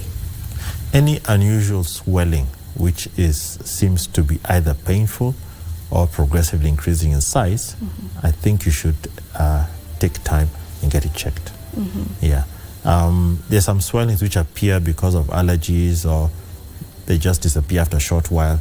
So you may maybe observe and watch over it. But if you notice it keeps coming back, or it's getting painful or progressively increasing in size, please seek medical attention. It could just be a symptom of something underlying which needs to be sorted out. Okay. Yeah. All right, back to you, Catherine. Maybe why did the Rotary Club of Masai Mara decide to, be part of this medical camps? Why specifically did you decide to get into it? We decided to partner with the Surgical Society of Kenya and other partners because we needed to mobilize the surgeons to get to the people. They need the resources, we need the consumables, we need to mobilize through media, through local leaders, through the churches, through the schools. That's why we came on board to help them sensitize people and just let people know coming for screening and just being a candidate for surgery is not a death sentence. To create hope, it's just creating hope to people. Yes. And aside from this medical camps, how maybe are you as the Surgical Society of Kenya ensuring that you have your services devolved, whereby someone who's deep in Turkana will also get the same services as someone who goes to a hospital in Nairobi, probably Kenyatta Hospital? Right. Surgical Society of Kenya is a non-profit organization or society. And our mandate is twofold. One is to try to upscale and increase the number of training of surgeons, and also those who are already in practice to improve on their skills. So we offer various connections and for these people to be able to upscale their skills. Second is now we'd like to use our time now to go out there and be able to offer services. Some of these surgeons have been trained under a college program called the COSEXA, and these people, the training of this type of specialists is that it's done at their workstation, which could be in Narok, could be in Tenwe, could be in Kericho, wherever it is. The beauty with that kind of training is that they're not uprooted from their station. So they train and work, so when they finish their course, they're able to work in those areas.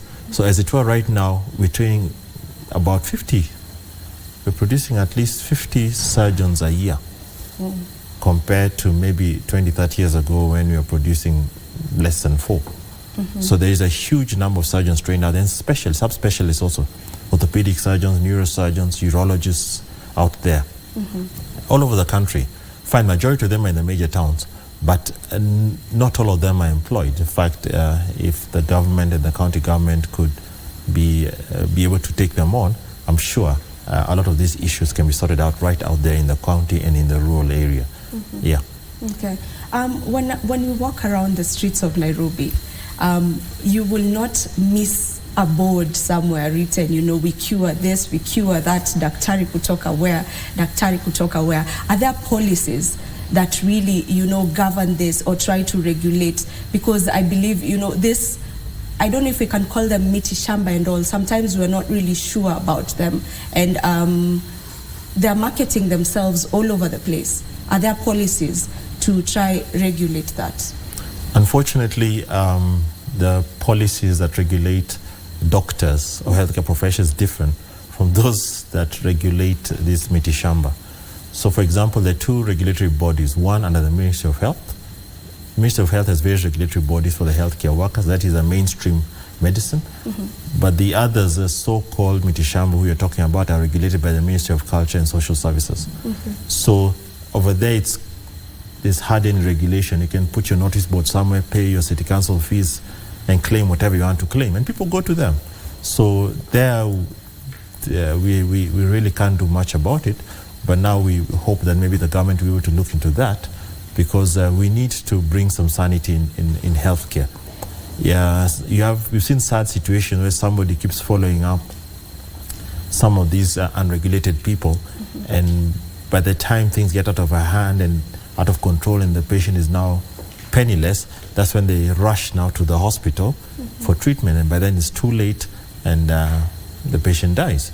So that we've seen some such unfortunate cases when a cancer which could have been sorted out earlier has now gone mismanaged, and its patient comes later escalated, and there's very little you can do.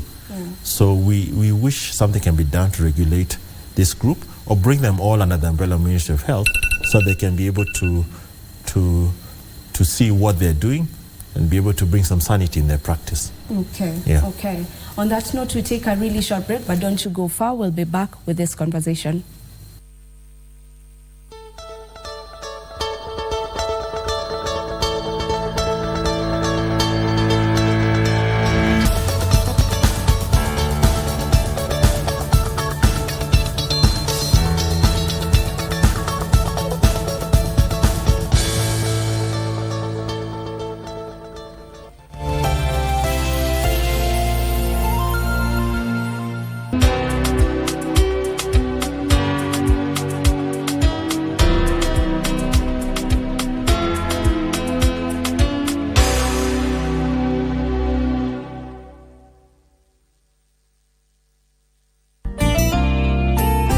Are you seriously saying that, Alba? Your brother-in-law's life is hanging by a thread, and you're worrying how to make sure that the numbers add up? You were unbelievable. Relax, don't be so tense. Rodolfo, come quickly, Sergio's awake.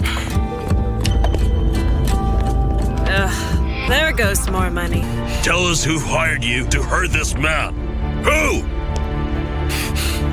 Speak up! Amparo Reveles. I overheard something that I'd like to believe was Sergio's hallucination. He said he is in love with you, Isabel. Now please, tell me that isn't true. I cannot believe this. 1 year in office, 23 ministries. Time to review the journey in implementing the bottom-up economic transformation agenda. What is your assessment of the government's performance? Will they ace the performance test? Tune in to KBC News at 9 p.m. for the government scorecard.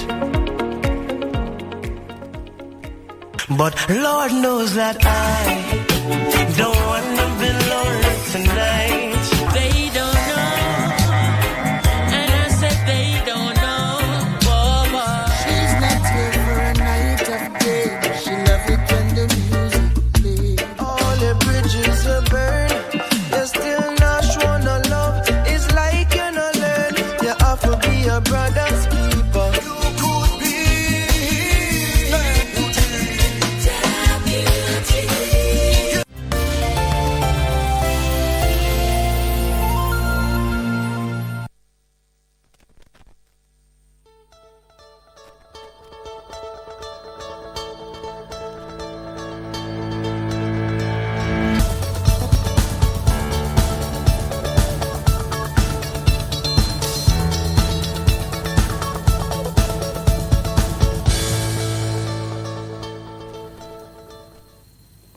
Welcome back to Good Morning Kenya, this being a Health Tuesday. Now, if I may just get back to you, Catherine, on the screenings that you are doing, the one that you've just done recently in Narok, when you go for these camps, do people openly come for these screenings, or do you have to really try get them out of their houses? We have to mobilize a lot. There's a need for very high rate of mobilization, just creating awareness and just let them know this is just something to give them hope, just to check on their health status. Yeah, but for the women, they are more receptive, and the children. For the men, it takes a bit of time to convince them to come for screening.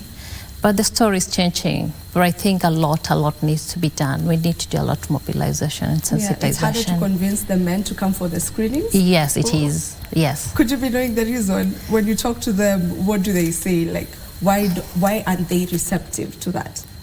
Most of them won't talk a lot, but I think they just it's just about the ego, and we don't know what to expect. What will happen if I have this condition? I'm the breadwinner. But we're telling them, we're trying to help you, just create hope for you, get a solution to what you're going through if you have a condition. So just come out here for screening, and we will be able to diagnose some of these conditions at an earlier age and go through those surgeries. Yeah. There is hope. Yeah. Yes. Doc, why do you think we are so afraid of screenings as Kenyans generally? Last time I went, I just for screening, you know, aren't we as screenings? Do with just because you hear so much, you see so much. Who's not scared of death? So when people hear that there's cancers on increase, or you may have this condition, it just appears and you die within 24 hours. So people are like, ignorance is bliss. It's better you don't know. Yeah.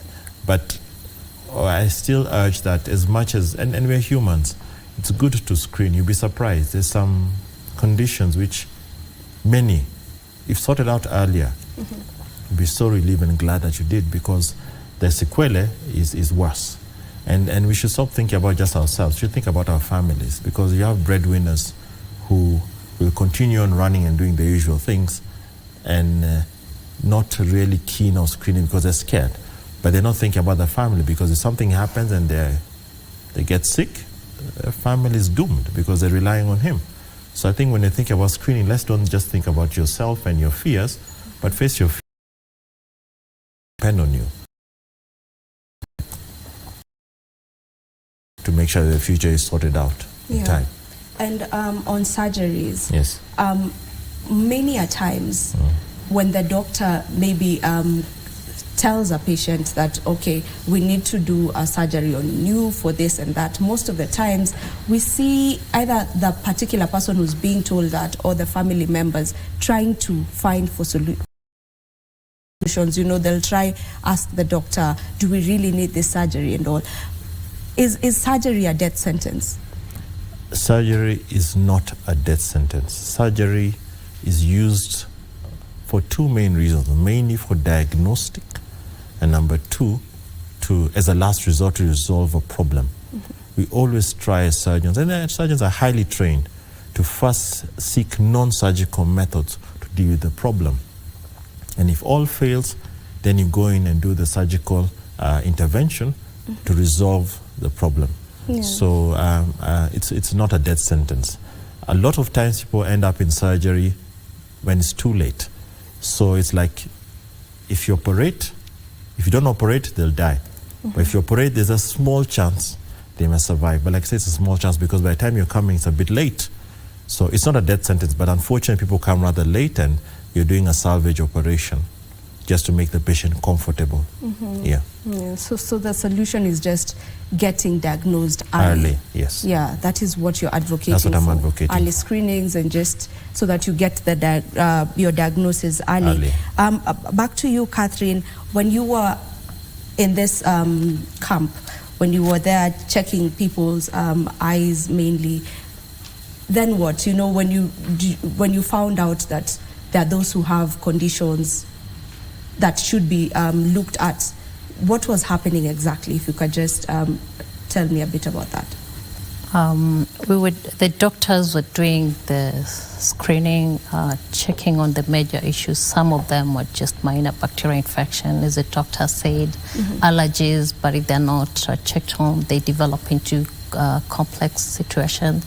So they were given medication, the ones which are not severe, and they're just minor issues and might develop to major issues. The major cases were highlighted. They'll be going for the surgeries in Narok next week when we're running the surgical camp. So we've had a mixture of all these. Some of them have been using the conventional medicine, traditional medicine, and some of them are almost losing sight. Yeah. So we encourage them just to seek medical attention and go for screening. Yeah. I heard that there's actually a lady, one of the ladies, who claimed that she would use this mboga managu on the eye. Yes. I mean, it just shows that sensitization on this particular matter is completely, it's like we're not doing much about that. You know, Doc, when you hear something like that, what runs through your mind to know that, you know, someone takes managu, that is what they use in their eyes when they have a condition? It just shows the kind of awareness that is lacking. We have the alternative medicine doing the awareness campaign much better than the mainstream medicine, and that is why, like I said, we're partnering to change that narrative. Let's have more camps. Let's have more outreaching services. This should not be a one-off. It is not going to be a one-off. And that is why, like I said, these surgeons who will be participating and personnel are doing it voluntarily. It's not for payment. We're providing our services and using that time to also interact with the local surgeons there and the medical community to share knowledge.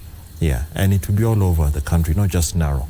Yeah. Yes. Who should come on board in order to make sure that this is happening all over? So far, we are partnering with various corporates, the Rotary Club, NHIF are in this partnership. There are also other partners, like maybe you can mention some of them. Yeah. We have the Narok County Referral Hospital, the government, and the county government in Narok.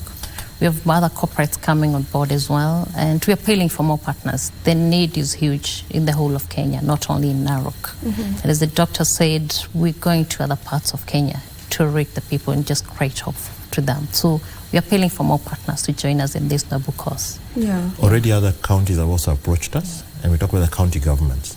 So we're partnering. Wherever we're going, we're actually getting in touch with the local leaders or politicians, so that's to make sure that there's a buy-in and we're able to sensitize all the members of that community. So it's a win-win situation. Yes.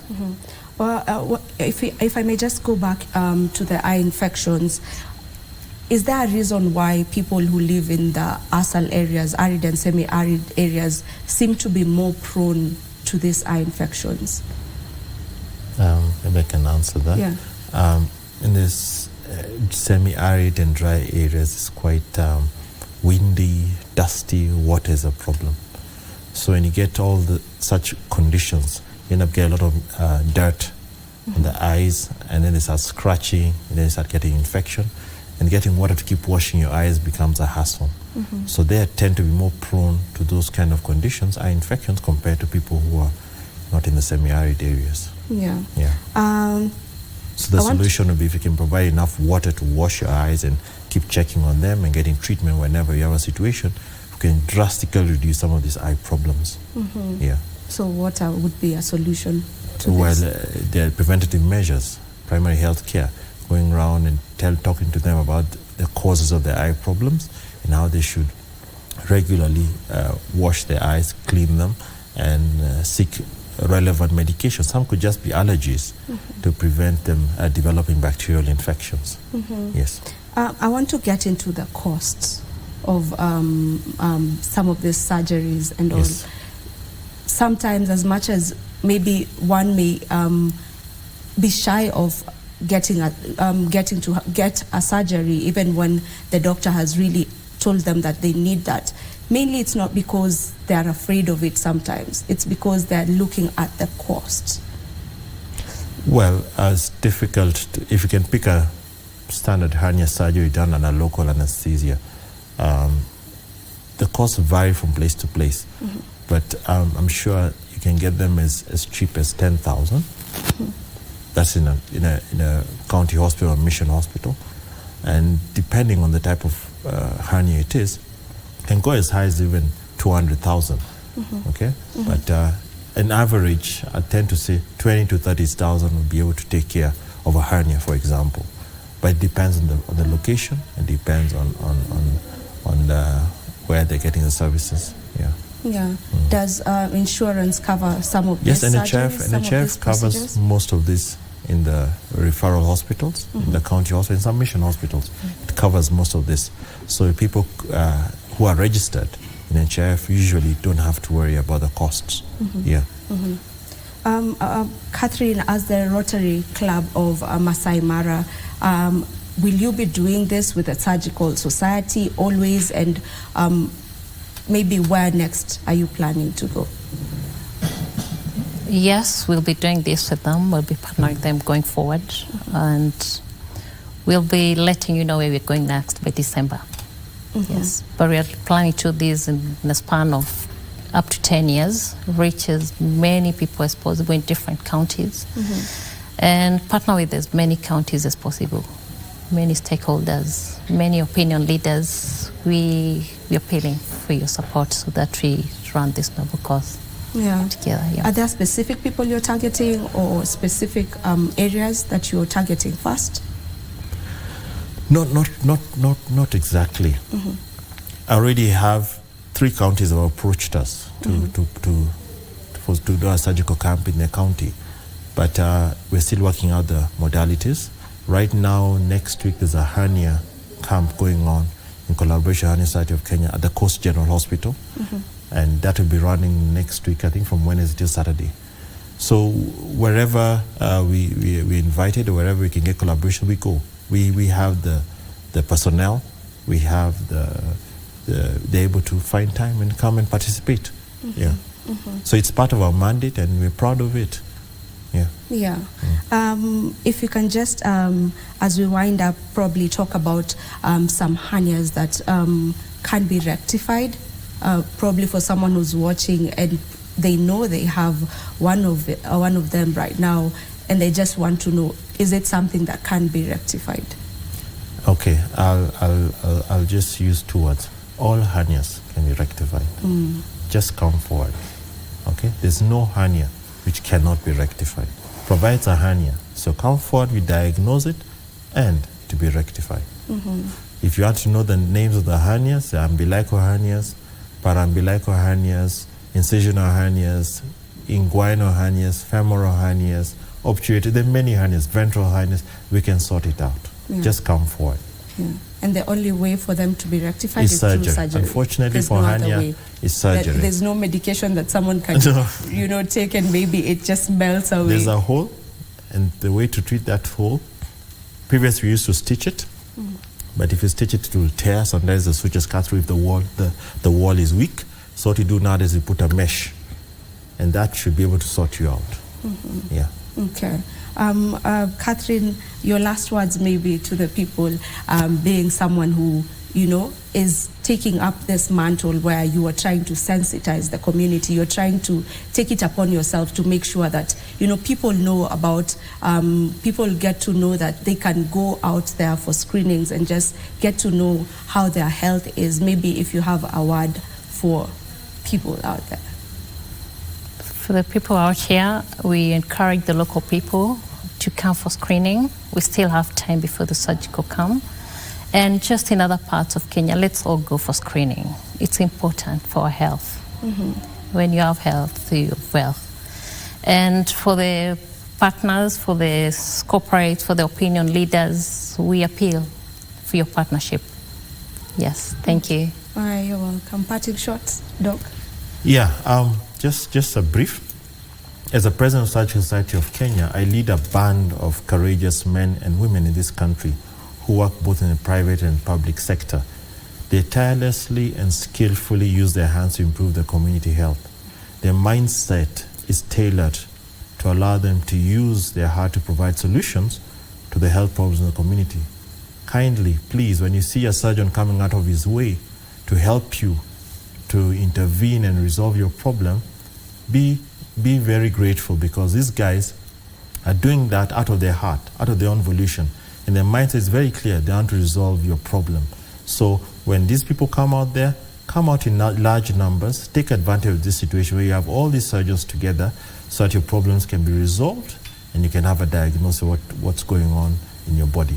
Thank you very much. Thank you so much. Thank you so much for joining us and shedding light on this conversation that we were having today on Health Tuesday. Now, this is where we call it a wrap right here on Good Morning Kenya. Thank you so much for watching. I have been your host, Vivian Dagwa. We'll see you tomorrow, same time and place. Bye-bye.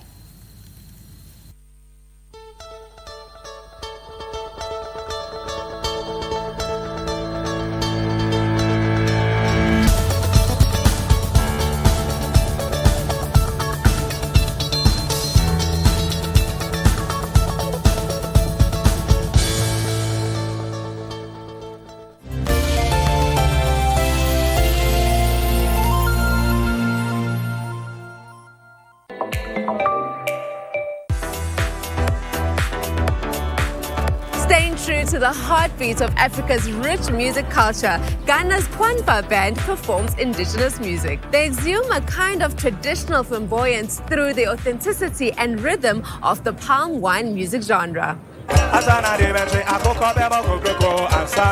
This is the bustling sound of Accra's nightlife. We are the St. Garden on a Tuesday night with the band Kwampa to have fun, and fun we shall have. Kwampa Band are the real masters of palm wine music, rocking the crowd. Kwampa is an indigenous Ghanaian band, and they play more of the palm wine music, and I'm here every Tuesday, but I still want more. I am KMJ, enjoying the music with Ghanaians so